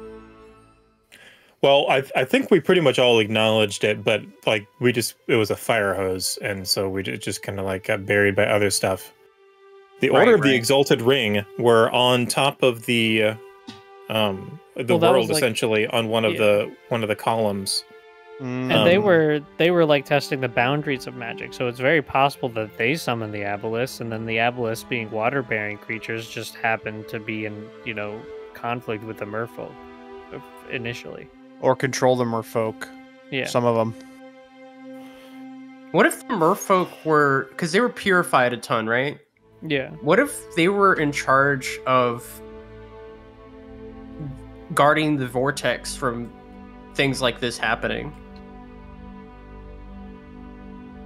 Yeah, maybe. And then the And they Aboleth failed. overcame them. Yeah, they failed. DM, you can pretty much see the column. What are they? What do we call them? The Pillars. Oh, pillars. Yeah. pillars. You can pretty much see the pillars from anywhere on the continent. Like, I mean, they stretch up into space. Yes, they go 30 miles high, but they can be obscured by like clouds and stuff. But on like Sure. a clear, cloudless day from the west, you can pretty much see them between Tumbleweb and here. Remember, mountains would get in the way of your Right. view. So Is Well, this I mean- a planet curve? Like, is it a sphere? A circle? Like, it goes outside of the atmosphere, to my understanding, right? Yes, we looked it up, and it's way outside of the atmosphere. it certainly would go outside of Earth's atmosphere. The So material it- plane. Oh. I'm not saying I Sure. agree with you. This is unreasonably tall. I'm Yeah. just saying like we only have Earth as a reference point for this. My point, I guess, is that Belly like, cough cough portal in the fog where the aboleth came through cough cough. yeah. And I mean, that's all really close to each other. The portal in the center of all of the pillars, and the Order of the Exalted Ring up there.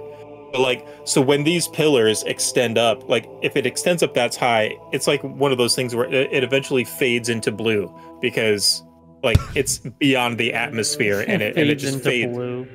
Well, do you know what Yeah. I'm talking about? Yeah, Yeah, I'm not yeah. laughing at you. I'm laughing because someone keeps dragging the map Oh. around. I keep having to lock it. Oh, I gotcha.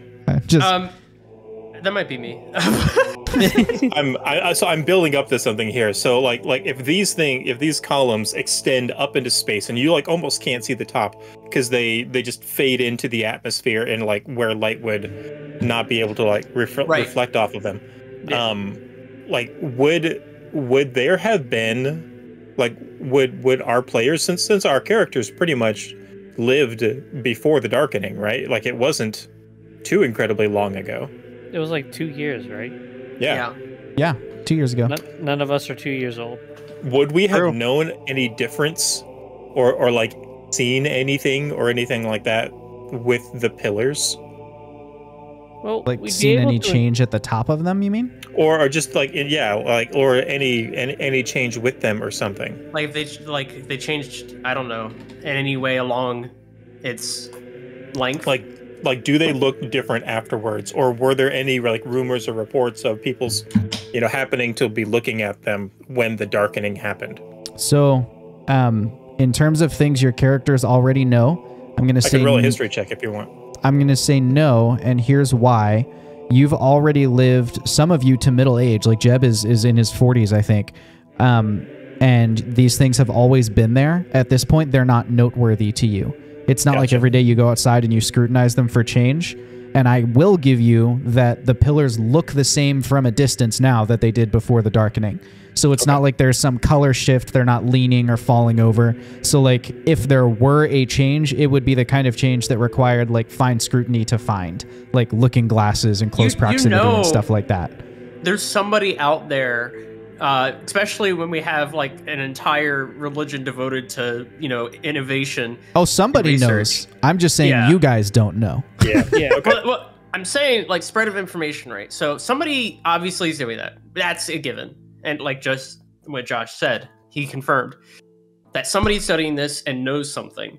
And that's all the way on the other side. And it depends on who's studying it and who's supporting that, right? Because if the Bright World Company or some shell company, I was trying to say or somebody within their influence is controlling them, that information might stay locked down. But if not, maybe eventually we'll get like a slow trickle. I don't know how information spreads all the way to Tumbleweb from that far though, because I know Tumbleweb, like, we've got like this kind of technology boom happening, and I'm just not sure how much of that would be happening elsewhere. Tumbleweb's major industry is trade, like import and export and distribution and logistics at this point. So it probably information probably moves into and out of Tumbleweb with merchant convoys. Like shipments from Thames go out and the people come back and start rumors of, oh, I saw this, out in the world. Or convoys come in from other nations trying to peddle their goods and they bring news, things like that. Is Rust Free abandoned? None of you have ever been except Owlin. So actually, since Alan's been, I guess you do know. I was say it's no longer Rust-Free. It's Rust-Free was colonized and turned into the city of Stainless by the and it's like a republic now. Combined A2 and Cavorite army. And it was where originally Kelnor had plans to like do the month of Mellow and have the big festival, but all of that got shut down by the Darkening. Right. Josh. Yep. The pillars, do we know if there's like stuff inside them or if everything's just on top of them, or is that you don't? Okay. They're just like the mountains in the background you never went to. Yeah, I figured. They're like Tatooine's twin sons. Nobody talks about it because it's not strange here. Like they've always been there. Yeah. So we can. The reason why I mentioned Rust Free or Stainless in this case is maybe that's where they're based, right? And I'm trying to think. Maybe I'm probably digging way too deep into something that doesn't help at all. But I was just thinking, like, given the amount of time since... When do you think research started on this? Because it's been 2 years.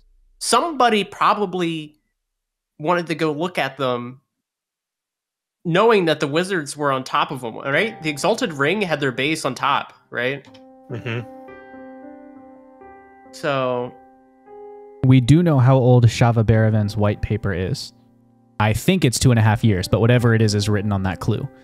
But we do have the age of Shava Baravan's white paper when she discovered Sacrium. Yeah. So that's, I don't know if that helps, because I think you're actually asking about how old is the Order of the Exalted Ring. But that's an age that you know. I was trying to figure out a timeline of from once the Darkening happened to somebody going out there out of curiosity to research the pillars and see if they changed, right? I see. And how far the information would spread. And if 2.5 years, I feel like at least rumors would have reached Tumbleweb by now, of like something's up. And the fact that it hasn't tells me maybe that information's being controlled somehow. Or we just haven't heard it yet. To be fair, you've been in Tumbleweb for like 40 seconds.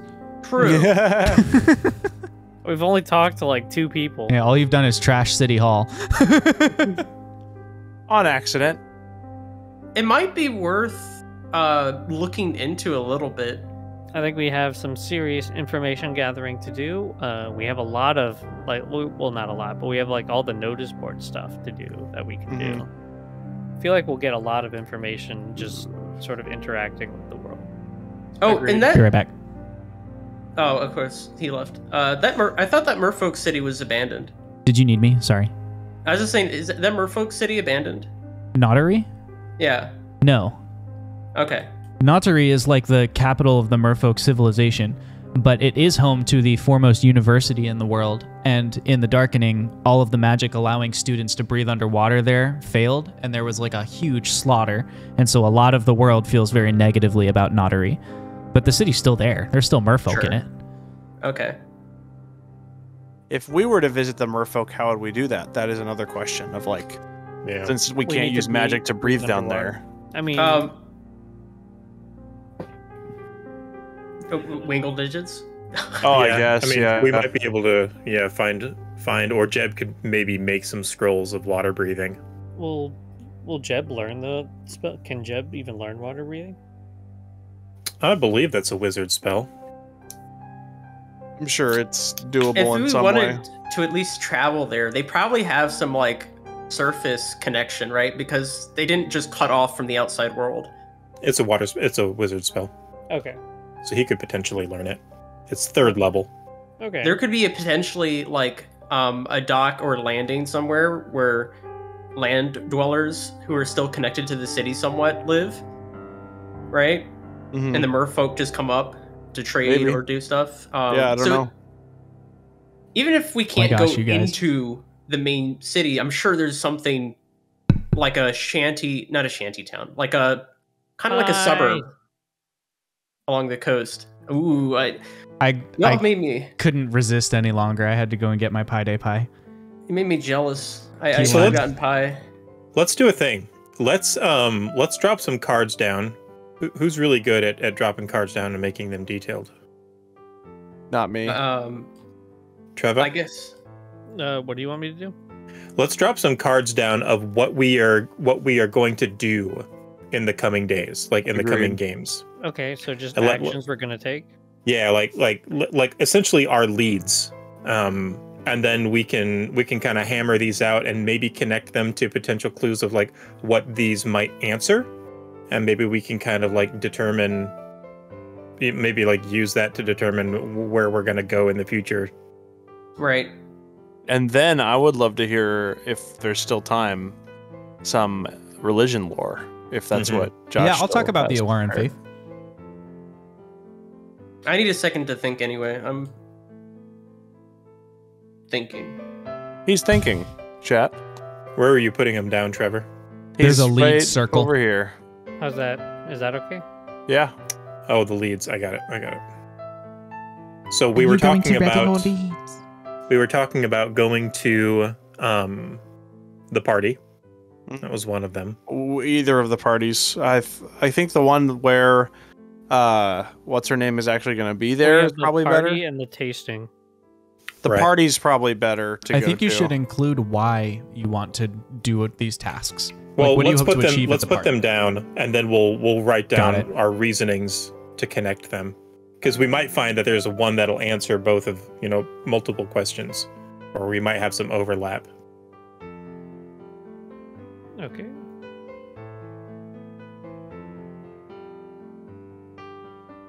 So there was the party and there was the wine tasting. There's the bank heist. Yes. Well, the bank security detail and the bank heist. The bank, yes, the bank Should I just- security detail and the bank heist. Yeah. Bank. Now, Bank. an interesting thought about the bank thing is that it might give us some insights into like what Wingle digits are doing in the city. Like who in the city, like they might not want to steal all of these Wingle digits from the bank for just money. Like they might not just be robbers. They might be like planning something. Because remember, money isn't just money now. Money is magical ability. Yeah.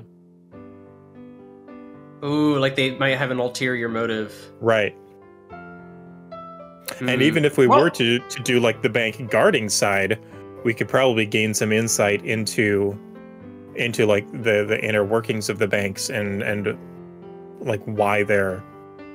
We don't know what bank there's 2 banks in Tumbleweb, right?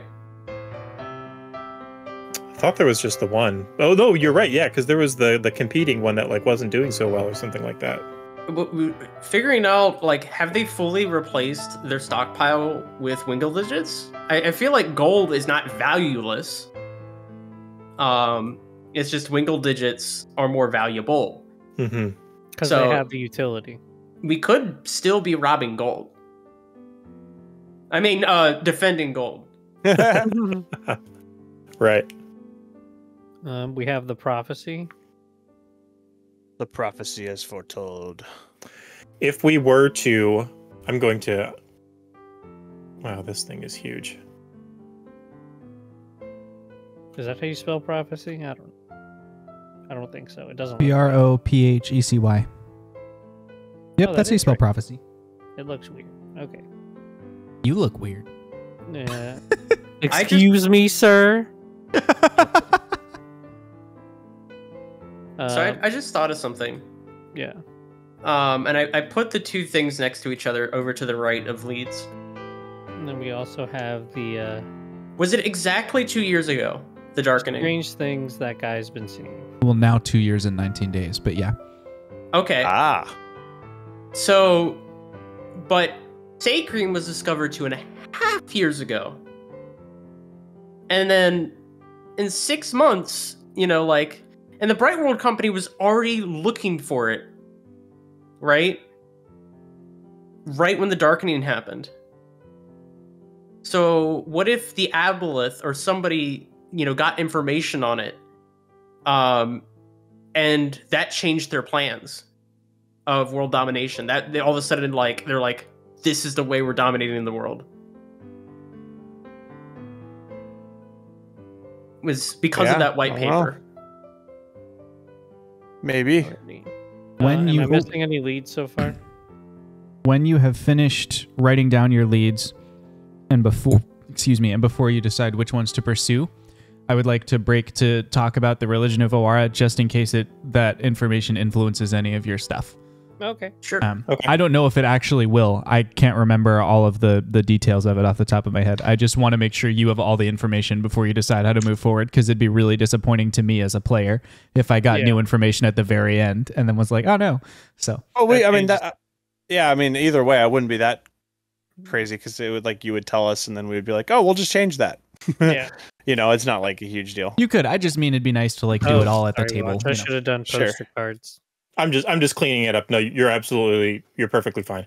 Another thing I was thinking was a lead would be to be checking out what Edison is doing down below.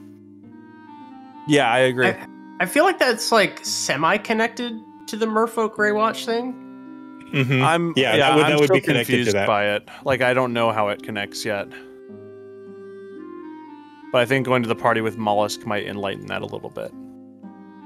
Mollusk. Elaine Mollusk. I had so much fun naming my 3 business tycoons. You did. You definitely did. Josh's pie makes me want to eat my pie. You can eat your pie. It's pie day. Josh's you just can't pie slam makes it into me your wanna go face to, unless like, we get 31415 bits. 24-hour grocery store and buy pie. Matt, you could just come here and eat some pie. That I sounds like have a business whole key lime opportunity. pie. I can't do that, seeing how before I went to bed at 2 p.m. or 3 p.m. I was Trevor, up Discord for is literally 48 making your hours. pie disappear. How dare you, Discord? The disrespect. What were you saying, Matt? At 2 p.m. Discord went to respect. bed. Something. I was up for 48 hours. Oh, okay. So I should go back to bed after this. Do you guys think I should talk about Owara now, or are there more leads you want to put on this list first? I say I'm down with talking about Owara and then deciding what we want to do. Owara. Down Yeah, to I'm good talk with it. about the goddess. unless you can think of anything, Wash. I like while you're doing that, I will just kind of continue building some of these out because I do think like we need a plan for next week. Cool. I have a feeling we're gonna split the party. Maybe add a priority to these that are more. Well, and Anyway. we can do that after we talk Yeah. about Owara. Yeah, That's true. We can do all those things after we talk about Owara. I'm Through just pulling Owara, up, who strengthens us. my notes here. And then let's change scenes so you can see Owara's holy symbol, shall So we? we can see and Behold Owara's holy symbol. Owara, Whoa. goddess of innovation and trade, represented by a candle at the center of a labyrinth. All right. Owara values the traits of humility, critical thinking, and fairness in her devout. She is sometimes called the Great Slow Match because in the stories, she often waits for extended periods of time before taking great world-shaking actions all at once, like a slow match finally contacting a pile of black powder, which, fittingly, her followers invented. Historically, Owara is most widely remembered for creating the Dirtfolk, A2, and Azamar peoples, for being the goddess who blessed her people with knowledge of the sacred fire, a kind of power that they could direct in pathways, enabling rudimentary machines to be created, for commanding the mapping of the material plane with theoretical trade routes in partnership with the Cavorite dragons, and for commanding the Dirtfolk to create those physical trade routes, crossing the material plane and later abandoning them for reasons unknown. Her holy city of Scylla was on the now fallen floating peak of Zanir, and her holy city of Tumbleweb still stands, though it has now largely turned from her in the face of her abandonment. Owarans expressed their devotion to the tenets of their goddess in many ways. They are guided by three main tenets called the cornerstones of her faith. Cornerstone 1. To create is to ascend. Every new idea that you have reveals the divine nature within you, and the act of developing that thought into a concept which can be defended against skepticism is the act of purifying yourself and your demi-creation. It is the first cornerstone that is being observed in the labyrinthine temples, where supplicants enter with an idea and take the intentional journey through the labyrinth to explore that idea from many metaphorical angles, even as they approach their goddess from many physical angles. If, at the conclusion of this new journey, the new idea has developed into a defendable concept that improves upon what already exists or brings something new into being, supplicants will lay their idea on the altar of their goddess in whatever way they deem practical, sometimes drawing diagrams in the ashes atop the altar, sometimes leaving scrolls, sometimes merely praying over the bare altar.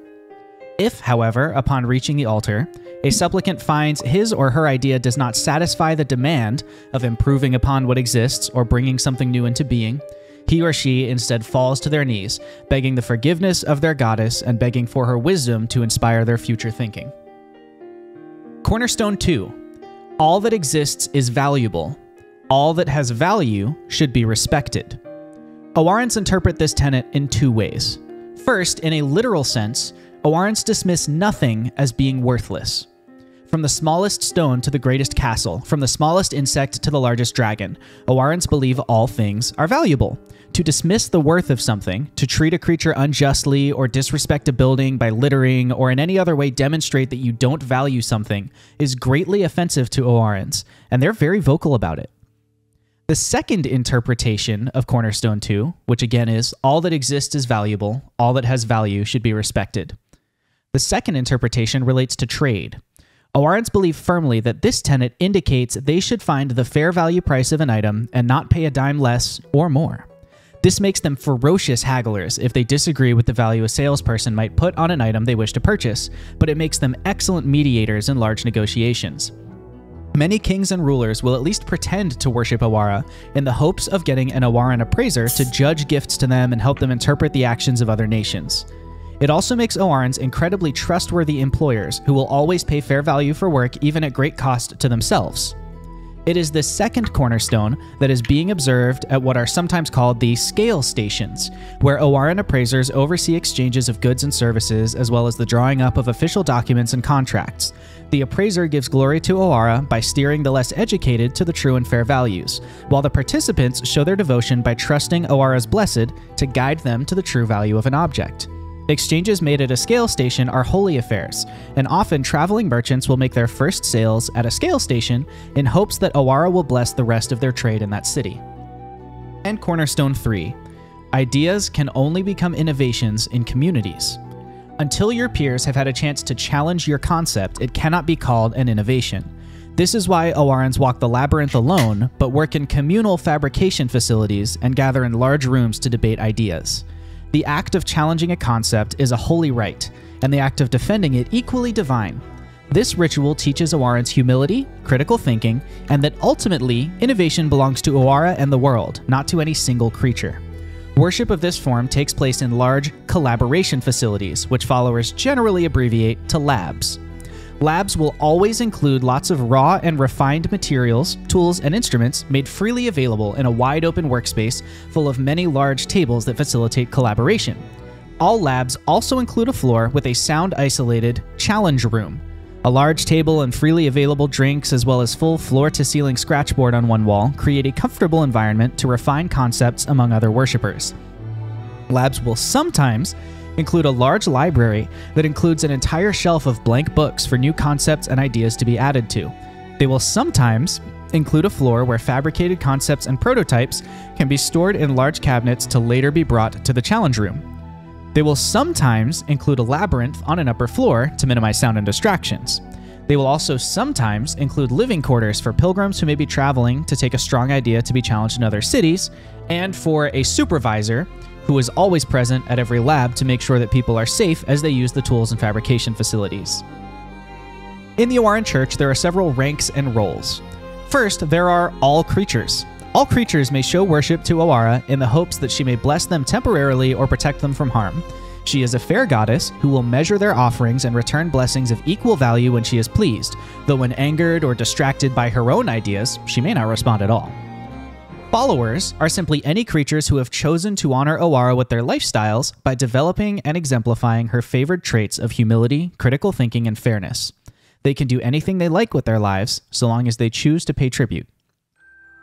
The favored are those Owara has called out of their devotion to display service at a local temple, or else those she blesses with particularly impactful ideas to wisely bring into the world. An appraiser working at a scale station, the mentor residing at a lab and supervising the workshop, or a business leader who disrupts a local economy with a new idea are all examples of Owara's favored. Owara's favored receive a perk. Owara's favor manifests in the form of a +2 intelligence buff, so long as the devout regularly prove they're using it in her labyrinths.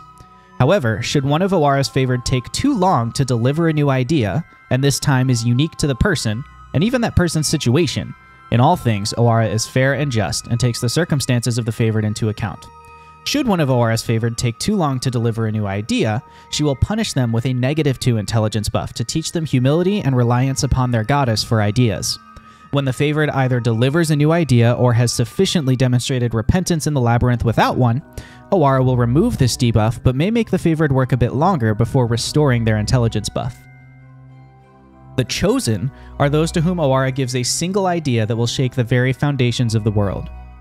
Owara only chooses 1 or 2 creatures each eon to bless with supernatural ideation. These creatures can recognize an avatar of Owara, if she deigns to appoint one in that era. It was one of Owara's chosen who taught the world to harness the power of wind in the year 10,100.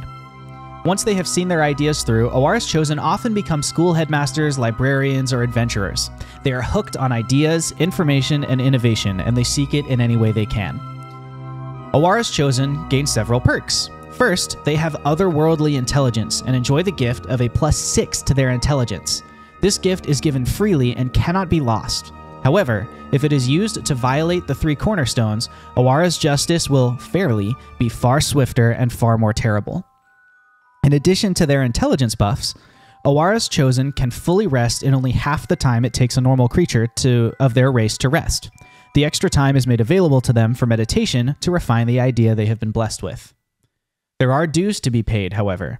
Owara's chosen have a clear path they must walk, for the good of the world, but also for their own preservation. The endeavors of one of Owara's chosen will supernaturally fail if they do not align with the will of their goddess, and the more often the chosen departs from her will, the more painful the failures will be, up to and including the deaths of those they love or the destruction of entire cities and villages. And lastly, The avatars are those whom Awara has deputized to act with her authority on the material plane. For all intents and purposes, they are Awara. Each of her avatars is blessed with a level of Awara's power within them, giving them the ability to perform Awara's will while she focuses her attention elsewhere. Laredith, the scientist who in the year 10,300 taught the E2 how to bottle the sacred fire, was an avatar of Awara. Shrub, the dirtfolk who established the city of Tumbleweb in the year 10,600 and established the Great Tunneling Commission 100 years later, was another. Perks, an avatar of Awara, possesses some of her power, though this is finite. These avatars therefore act in the absence of their goddess to continue her will, and get to exercise their critical thinking, humility, and fairness in ways that grace the world. They can do far greater things than typical magical users, divine or arcane. However, this does come with its dues. An avatar of Awara is sometimes tasked with a specific piece of the will of the goddess and is compelled to act it out. Awara's power in them will not allow them to disobey direct orders. Also, Awara's power in the avatars is finite. If they do not regularly commune with Awara through a special ritual unique from those of the lower-ranking members of the faith, their power will dwindle and eventually extinguish, and with it their incredible wisdom. If they do not reconnect with their goddess in time, these avatars wither and dissipate as Awara's essence seeks to return to her power and rejoin her in the outer planes. And that is your lore drop on the Awaran Church. That's really cool. Yeah, I will say, as the person who like kind of made up Awara and played Awara in the beginning, I want to like congratulate Josh for like making that way more in depth than I ever would have. Thanks. So I tried to stay great. true to the way that you played the character, but also flesh out how would the faith have developed over time. For sure. Anyway, so that's the Awaran faith, just in case that influences any of your decisions. Are there any questions about Awara before we jump back into other stuff? Is Alan still lowly ranked, or is he like a chosen? Owlin would be considered a follower of Awara. Yeah. Like, Owlin's not a priest. Owlin's not called into a specific work or anything like that from Awara. Owlin is just a person who has chosen to align his life with the values of Awara. Okay. So there's that, but Owlin is half celestial. He's an Aasimar. That's true. That is a race that Awara created. Awara did create the Aasimar. Yeah. Got it. There you go. I'm excited to hear more about We'll do My Kelnor role. next time. Yeah, that'll be sick. That excites me. Vibes. I mean, it'll be vibes. You know? He'll vibe with it. Interested Vibes, man. in the long run to figure out where is Kelnor. He's on the ship, man. I also think it's interesting that Shrub has never once come up so far in our campaign. That is interesting. Shrub, the second avatar of Awara. Yeah. Because did we see Shrub in our visions? No. Oh. You've only the seen the 4 things, or three or four things that you saw in your visions. We have an avatar section on our previous, and that's all we know about the avatars that we have. Maybe he dissipated. Maybe. Oh, that's an We idea. also know the Says everything's kind avatar- of centralized here. Yeah, and maybe he wasn't acting upon her will correctly. I We don't also know. know the Since the dirt folk stopped expanding, maybe? Yeah. Not sure. also That's a good the question. Kay, the avatar of Kelnor, vanished before the Darkening, and we have no idea True. what happened. Very true. Those I are don't know two if we people know that we that. might run into, honestly. Would Zoss know that? Is that knowledge he is privy to? What's the question again? Is the knowledge of Kay disappearing before the Darkening something that is known? We have it written down, but I forget when or how we learned that. I'm looking up we the did. history of everything to check when Kay disappeared. If in fact Kay disappeared before the Darkening, then yes, that's known. But I can't remember when Kay disappeared right now, so I'm checking. We just have the sticky note that says that. Well, I think if we have a technically- sticky note that says that, then we know that. Kay's on the boat, technically. Kay has vanished. We don't know where Kay is. I'm just saying I don't know if that happened during the Darkening or before it. I think that was during the Darkening, because Kay was just like going about his way trying to recruit people to his party. Yeah. Yeah, because here's in the year 11,030, when the Darkening happened, Kay was planting the seeds of portals in each major civilization for when magic returns and the month of Mellow begins. I see. That's something that Kelnor did. So Okay. We talked about this in the past a little bit. Kay's ship was made by not the Hemeticians, but the guys that were made out of wood. yeah, And so The his Darude. ship, the Darude, and so his ship was Sandstorm. made of the wood that is lighter than air. It's not a magical effect. No. It's just that It these floats. trees behave this way.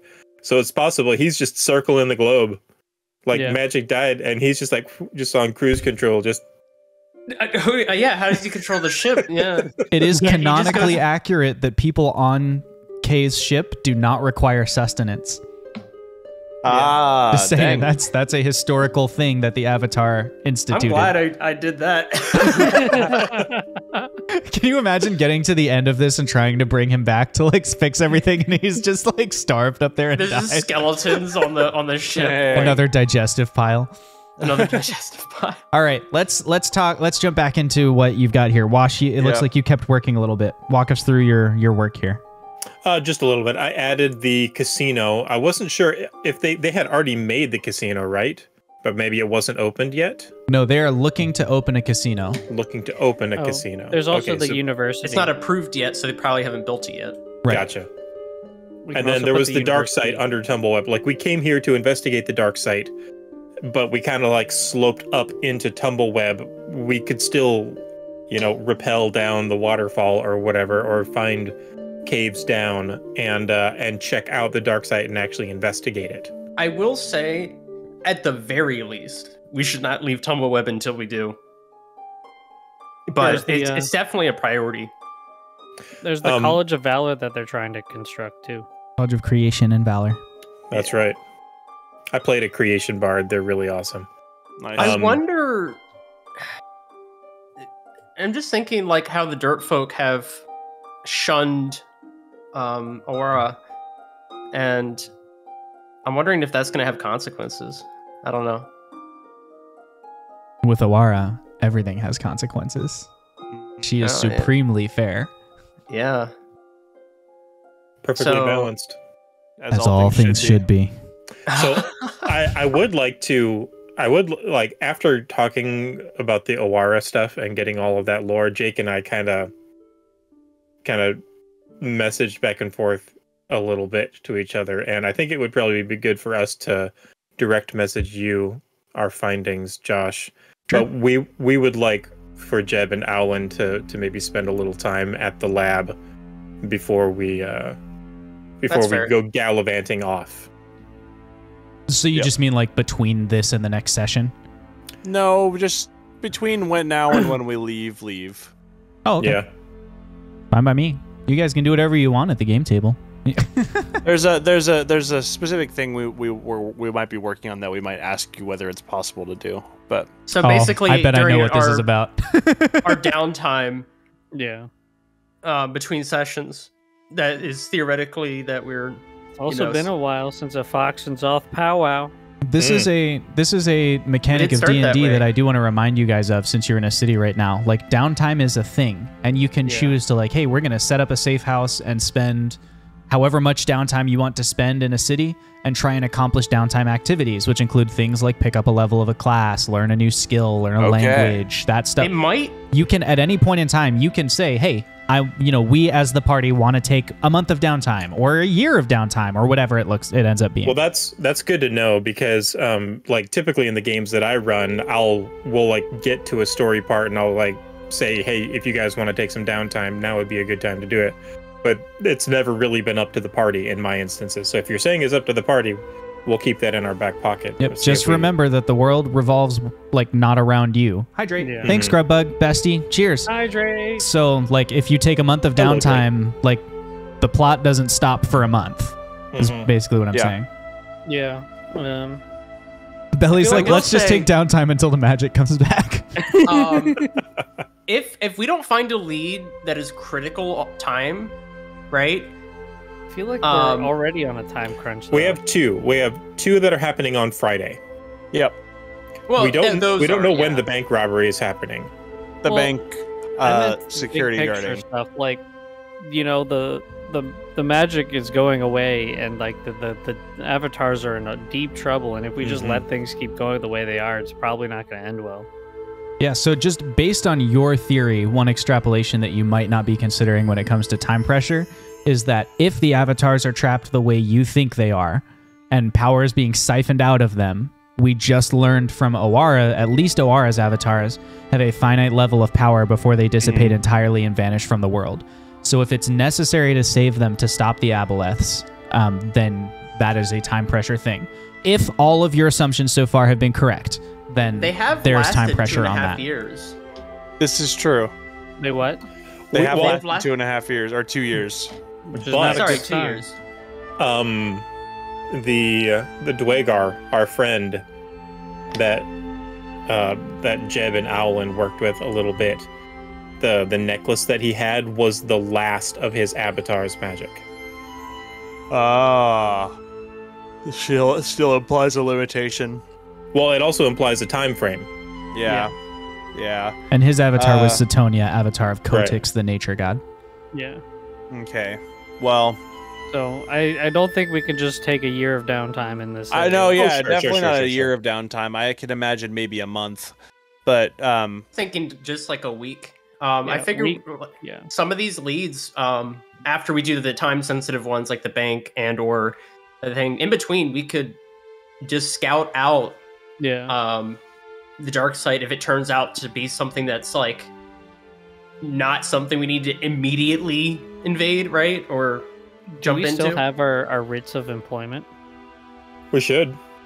We might be able to get into the dark side if word hasn't reached here. Well, Jeb's got a pretty big, people know, like, word's gotten around about him. Oh, okay. At least in the Bright World Company. okay. Do you guys would it be out of pocket for me to just give an example prioritization of what we should do first and what we should prioritize less? Do it. Okay. I think before Friday, we should check in on the timing of the bank thing. We should check in on this prophecy and the guy who's been seeing some strange things. That I assume those like 3 things will probably take up all the time up until Friday. Friday, maybe we should split the party between the wine tasting and the party. Like the you know what I mean? Like see if what Do we know if they're happening at the same time? No. They're on the same day. Yeah. Do we know the flyers take time? One thing you might have missed is that Shale, the guy from the Grey Watch, the Hobbit, or the Halfling, sorry, it's D&D. He told you that the Grey Watch have managed to secure a single invitation to the party at the Basin Estate, which he was saying, like if we work together, maybe one of you is the right person to send in or whatever. Okay, so we'll do one of us will go there and the rest of us will go to the wine tasting, or maybe one person will like be their backup outside. They're plus party. 1. Yeah, we could be a date. There you go. Zoth and Fox. So something like Ballroom that. dancing, indeed. No offense, There you go. Zoth, but I'm pretty sure Fox would never allow Zoth to go in such a critical, charisma-based. What do you mean? Zoth fits right in at parties. His entire religion is based around him. Oh yeah, I mean Zoth would be like he'd be able to pick up on the vibe and just emulate it. I mean that would be a religion check in my opinion. I feel like at a party, a cleric of Kelnor uses religion instead of charisma. Yeah. Would Fox want to turn down the opportunity to have Zoth dress up for a fancy party though? I don't know. Maybe you need to go see a tailor and get some free digs to fit in at the party. Either maybe way, someone slipped that in there in order to make it useful to you. That's actually a really good point. The party and the tailor. Yeah. That'll be the name of that session. After Friday, I think we should investigate the dark side under Tumbleweb and maybe the casino as well. And then maybe we should moving to see if we should visit with the merfolk or talk to the Grey Watch or like see where we can go from there. And then if we have downtime between Friday and those other things, use that for like what Wash and I are thinking about doing and like other things like that. You know what I thought of? What?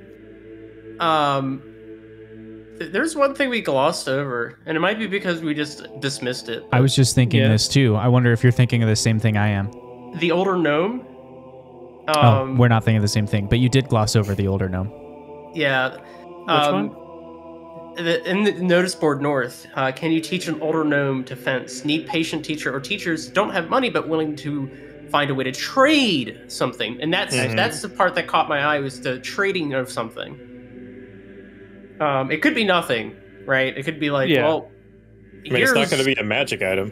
To me, that doesn't strike me as much. But it could be information or something he doesn't realize the value of. Yeah. In game, Zoth is like is not interested. Like out of game, it's like sus that it's so weird. But like Zoth is really focused on like the other more strange, prominent ones. Oh yeah, no, it's just something that we glanced over. Alan and Jacob think that's willing to be glanced over. Something else that you glossed over, you haven't even mentioned it yet in tonight's discussion, is that you know where all of your visions of the avatars are located in the world. This is true. Akrai has given you the locations of the places you saw. Yeah. Are they not? Then maybe they're the we should lairs do of that. the lairs of the legendary dragons. Maybe we go to the merfolk, see if they can help us, and then from there it's like, okay, now then we split up to like, go to these things, or like maybe we go to one of them and the merfolk go to another one, or like whatever, just so we can like divide and conquer. Where is the Umbral Sea again? The Umbral Sea is directly beneath the floating peak of Zanir, or it was before it crashed to the ground and half of it fell in. I'm zooming in on a map to show everybody right now. This body of water up here is the Umbral Sea. It used to be wider, but the peak of Zanir filled in a chunk of it up here when it fell. Yeah. The two of the demigods are really close to each other then. The avatars? Yeah, two of the avatars, sorry. Laerdith, Avatar of Awara, trapped in the Umbral Sea layer of Andromeda, the Silver Star, and then Garlel, Avatar of Gomteus, trapped in Own Layer and Fallen Ruins of Floating Tower. Yeah, So they're that is very really close. close. Yeah. Like I said, I think maybe we visit with where are the merfolk at on the map? They're south. Down. They're down here in the city of Notary. Okay. We could do this. We could plan a route, right? Yeah. We could do this like the old storybooks, like fantasy storybooks, where you just have like the winding route we take, to our destinations. And that will probably change between now and next Tavern Talk. Like, oh sure, that Platonia went to the White Dragon. Platonia is down here in the domain of Thraxenhau. Okay, but she's free. Yes, she's Platonia is free and has taken refuge like under the protection of Thraxenhau. She's very weak. Yeah. Okay. So while we could visit that and potentially get maybe information or something out of it, there's just other time pressuring things that like the amount of time it would take to go there, and it's literally on the one side of the continent by itself. We would have to convince this ancient dragon to let us through and deal with it. I'll tell you about another mechanic of D&D that none of you have really used so far this campaign because you haven't really been in Civilization until now. But don't forget that you can establish contacts. Like, you could maybe pursue a relationship with the Grey Watch and get them to help you, or, try and develop your relationship with a Cry. So, like, you don't have to go everywhere personally. You could try and delegate less important things to contacts. You don't have to, but it's just something you could consider. Yeah, and also we're low level-ish, right? So you're level 4. There are people that are either more powerful than us or just as powerful and capable that we could, ask to go take care of some of this stuff, right? Yeah. And from a statistical perspective, they should have a similar chance of succeeding that we would. If we want to do like recon stealth or just get the lay of something, we could also send he's pretty tiny and unthreatening. True. I think wherever we go, we need to follow what Kay did, which is not something Fox would ever say out loud. But just set a seed in every location we go, contact-wise. So the Grey Watch is a perfect contact for Tumbleweb, but like if we go somewhere else, maybe try to set up some sort of contact there. A Cry is one of our contacts, and maybe we should reply to him. And ask for him to... That's a good idea, Belly. Check something. The Grey Watch, Jeb, Jeb almost kind of doesn't believe that this dude is actually a part of the Grey Watch. But if the Grey Watch is like actually a thing, Jeb might be down to like join them because they are like his comic book heroes. They're like, this is like Batman swinging through and saying, you know, yeah, the Justice League is real. And I need Robin. I need a Robin. Well, I mean, not even that. Just like saying, hey, you know, yeah, the Justice League's real and whatnot, and all of those comic books that you had are real. And you're like, well, hey, I'm on a quest to save the world and restore magic and save the avatars. You know, maybe we should like pair up. Maybe, Like maybe we can do like Tom Holland asking Iron Man, like, is this an Avengers level threat yet? Like, Yeah. I mean, it's what got us through Kyvan, you know? Yeah. Well, I'm surprised he didn't know that. also, but, Belly Savalas posted something really neat in chat. He said, what about that scroll delivery service? I believe he's referring to Scale and Sons. Have them go to the merfolk and deliver a message. Let them worry about how to breathe underwater. Wait a Yeah, minute. I think that's fair. How do Scale and Sons find their? Is that like a Magic. proprietary thing? They have How a they find their? Yeah, they have Game. proprietary technology, and it is Cypher and Wingle Digit powered. I wonder if I And can good old-fashioned find tracking, if I remember. That too, yep. if I can find people that we don't know where they are. Mm. Use Scale and Sons to find the avatars. Well, Immediately goes from robbing banks to robbing letter couriers for much smaller payoffs. Well, so if it's like a form of the scrying spell, or like some sort of riff off of the scrying spell, there is a difficulty in locating the person, but that can be aided by your familiarity with them, and if you have like a piece of their clothing or like some object that directly ties to them, that would like aid in the strength of that spell. I'm thinking about finding a certain merfolk. I'm thinking about finding my avatar. I don't think we're gonna be able to deliver a message to Kay. I mean, to be honest, we may not need to deliver a message if they could just find him. to be completely frank though, like if this is new technology, like Wingle Digits just came out, right? Yeah. They've just been made public. So their uses have not been completely explored yet. And so if Scale and Sons had been using just like traditional tracking methods, you know, and like, oh, like the fantasy version of zip codes, yeah, like blah, blah, blah in Tumbleweb, and then they go to Tumbleweb and they find the person and they deliver them. But now they have like, oh, guess what? We can like narrow people's locations down to this. I mean, that's something that hasn't probably been explored and that they probably aren't using and that the DM will probably now use, that now that I've brought it up. But like, I don't think that's unreasonable that if they're using magic to track people and to locate people, to like take advantage of that before it gets locked down by society. It's not Scale and Sons who in the past have been taking advantage of this, but that is the entire thing that has made Edison such a force in local business.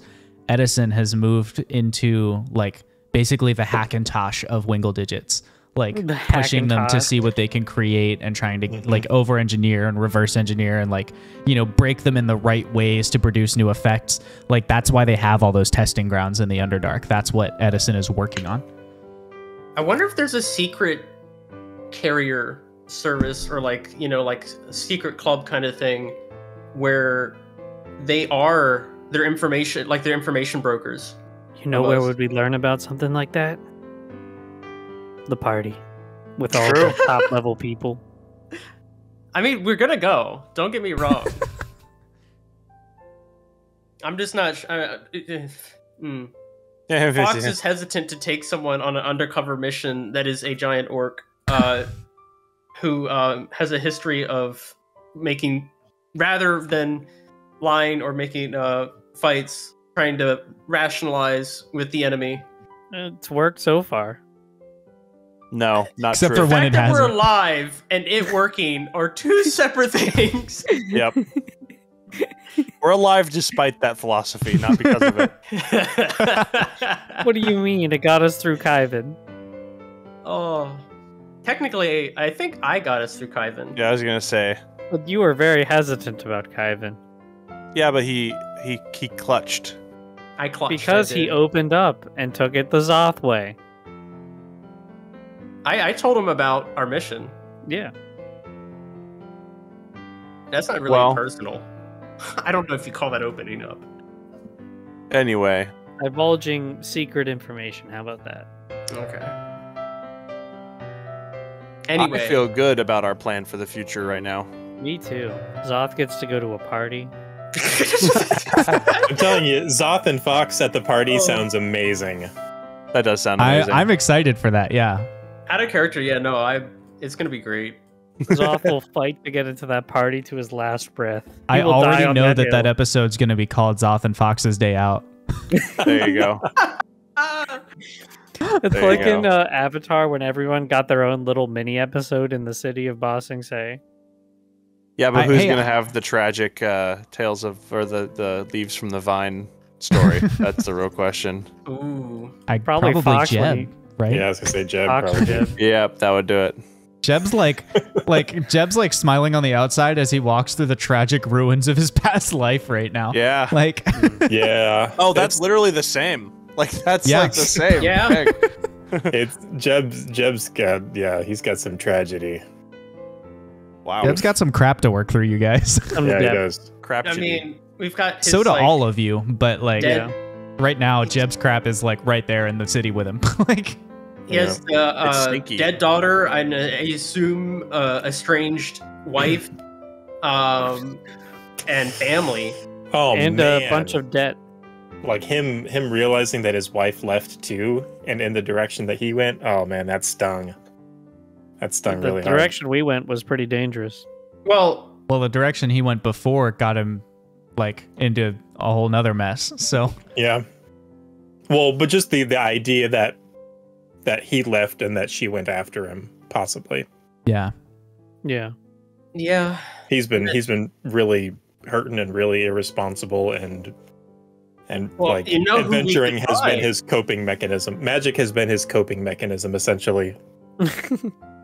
Well, yeah. If you're focusing on saving the world, you don't have to focus on saving your own soul. Well, saving the world has been a recent discovery, Yeah. like a recent development. He initially essentially went on an Australian walkabout to true, right? to like just learn about magic and like bury himself in a project. You know what wizards do, where they like devote themselves to like sinking into magic and like breaking reality because they can, and it's like an escape for them. But him, it's more of an escape than I wonder an if obsession. in the Discord this week we should dive back into the story circles for each character and see like where, because that sounds like it's almost changed the trajectory of his story circle to where now the obstacle to his growth is the fact that he's using magic to cope with a hurt that he should be just addressing or something. Yeah. That could be an interesting thing for us to just kind of chat about over the course of the week. We could put that in the table talk thread. For those of you watching, we have a Discord that is like free to join. It's in the About section of our Twitch, and there's a whole like section of that's all about D&D. We have a predictions, reactions, spoilers channel where you can be hypothesizing about the game. We have this conspiracy board will be available in that channel. You can see it. We've got a generic table talk thread for like just random D&D talk and stuff like this, the story circles. So all that's available as well. Do you guys feel like there's anything else to discuss before we wrap for the night here? I was just gonna say, speaking of finding people with Scale and Sons, Yeah, let's put that on here. yeah, we could. parent? There's a lot of things we could solve. Like, Yeah, it's a service we haven't really considered using until now, which we definitely should take advantage of. I'm though. glad we thought of it. And it's like we thought of it last minute too. Yeah. Yeah, it's a good idea. Well, and Belly thought of it. Yeah, I believe We did. technically Yeah. chat thought of Belly. it. Yeah. Yeah. What was the Thank you, company that we got an escort from last? You saved us. Whoa. What was that company called? Thames? The Amazon version thing? You mean the Yeah. people who brought you into Tumbleweb? Yeah, that was Thames, Thames. Okay. Could also use them for something. run by if we- Jess Basin.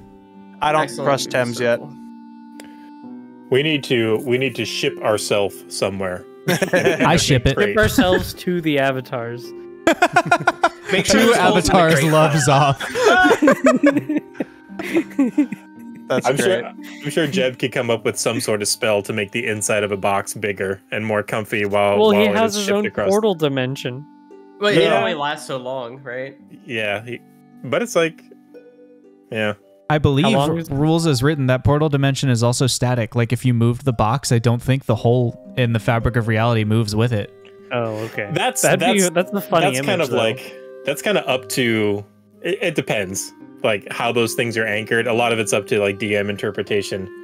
Well, that's my interpretation. Yeah, because it's kind of like the when you use Magnificent Ellie's got Mansion, something. it creates a doorway. And it's like, so you're on a ship, and you're like, all right, well, we're gonna go sleep in our thing, and then the ship just, sails off into the distance. Belly's got a Or what it's if. like, does it mount to the deck of the ship? You know, that's like Right. there's questions like that. Belly's got a what if Belly's- going on here. Yeah. Also, can we canonically change the name of that spell to Kelnor's Magnificent Mansion, like God of Hospitality? Can that Belly- just be a? You need to like have a role in the Discord called like, I don't know. Theory crafter. The theory It's like- crafter, yeah. Jeb's humble Sleuth. hovel. Sleuth? Cuz he's figured out a lot of things. Yeah, for well, us. let's give him a role called Sleuth. I like that. There you go. Congratulations, Belly. You're the resident He is sleuth. the sleuth. What if you sent one of those ciphers with a fireball spell loaded and ready to go, and the messenger delivers the message, and the message is the somatic component of the spell that basically casts it? That'd be sick. That's a pipe bomb, but in magic terms. you're mailing a pipe bomb. Oh. You could be more insidious with that. Because isn't there spells that do poison damage? Oh sure, it's like You could if do you guys- anthrax. Have you guys seen the new Batman? I Not have. yet, no. Oh, actually, I won't Just- talk about it then. just There's a before you moment in guys- Batman with a pipe bomb. Before you guys run too far with this idea, as a reminder, ciphers don't have verbal, somatic, or material components. You just put the Dang. wingle digits in and the spell happens. So, Tough. like, it's an instantaneous effect. It There, could be- you have we could seen make a trap. machines where you can feed like a lot of wingle digits over time, but it still is like wingle digit equals power equals go. It's not like a So- delayed thing. So Too you bad. could have it set up with like some mechanical stuff, like tinkering wise, Right. and like a timer, and then like have it drop off and cast the message spell and use it for snooping. You could. Oh, you could do that. There you go. You could have it so wait, if Should work for whenever Edison. they open, We'd also have to figure Yeah. out how to make a cipher. That's Well, I was also thinking true. about that too. And you'd have to charge it with the right spell, so you'd have to be able to get that spell scroll, and you'd only be able to do it once. So if it doesn't work, yeah, a lot that goes into I this. hear a lot of excuses, but I don't hear any. that's what I was about to say, no's. Belly. That's what I was trying to say.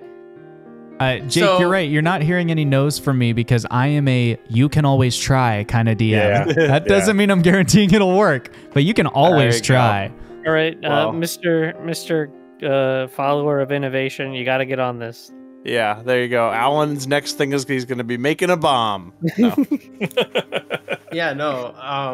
Well, just ciphers in general. Like if we can make our own once we ciphers, figure out, dude, we'll just mail it to the aboleth. We'll make a bunch of fire spells, right? Fireball That'll work spells, great. That'll be great. and just Yeah. Dude, mail it to okay. the aboleth. yeah, So like real talk though, we have muck on our boots, which is mucus from the aboleth. well, we don't know that, do we? Well, it's We don't. slime. I mean, Now we figured The it murky out. mirror, whatever you're talking about here, your characters can have that knowledge in game. You just remember we there's figured it out. probably an in-game excuse for where you found it. Well, like I we thought the that was might be just able to library or use whatever. that. like we haven't guaranteed that knowledge. well, we That's haven't true. guaranteed it, but like if we could figure out a way to do a scrying spell, it would potentially grant familiarity.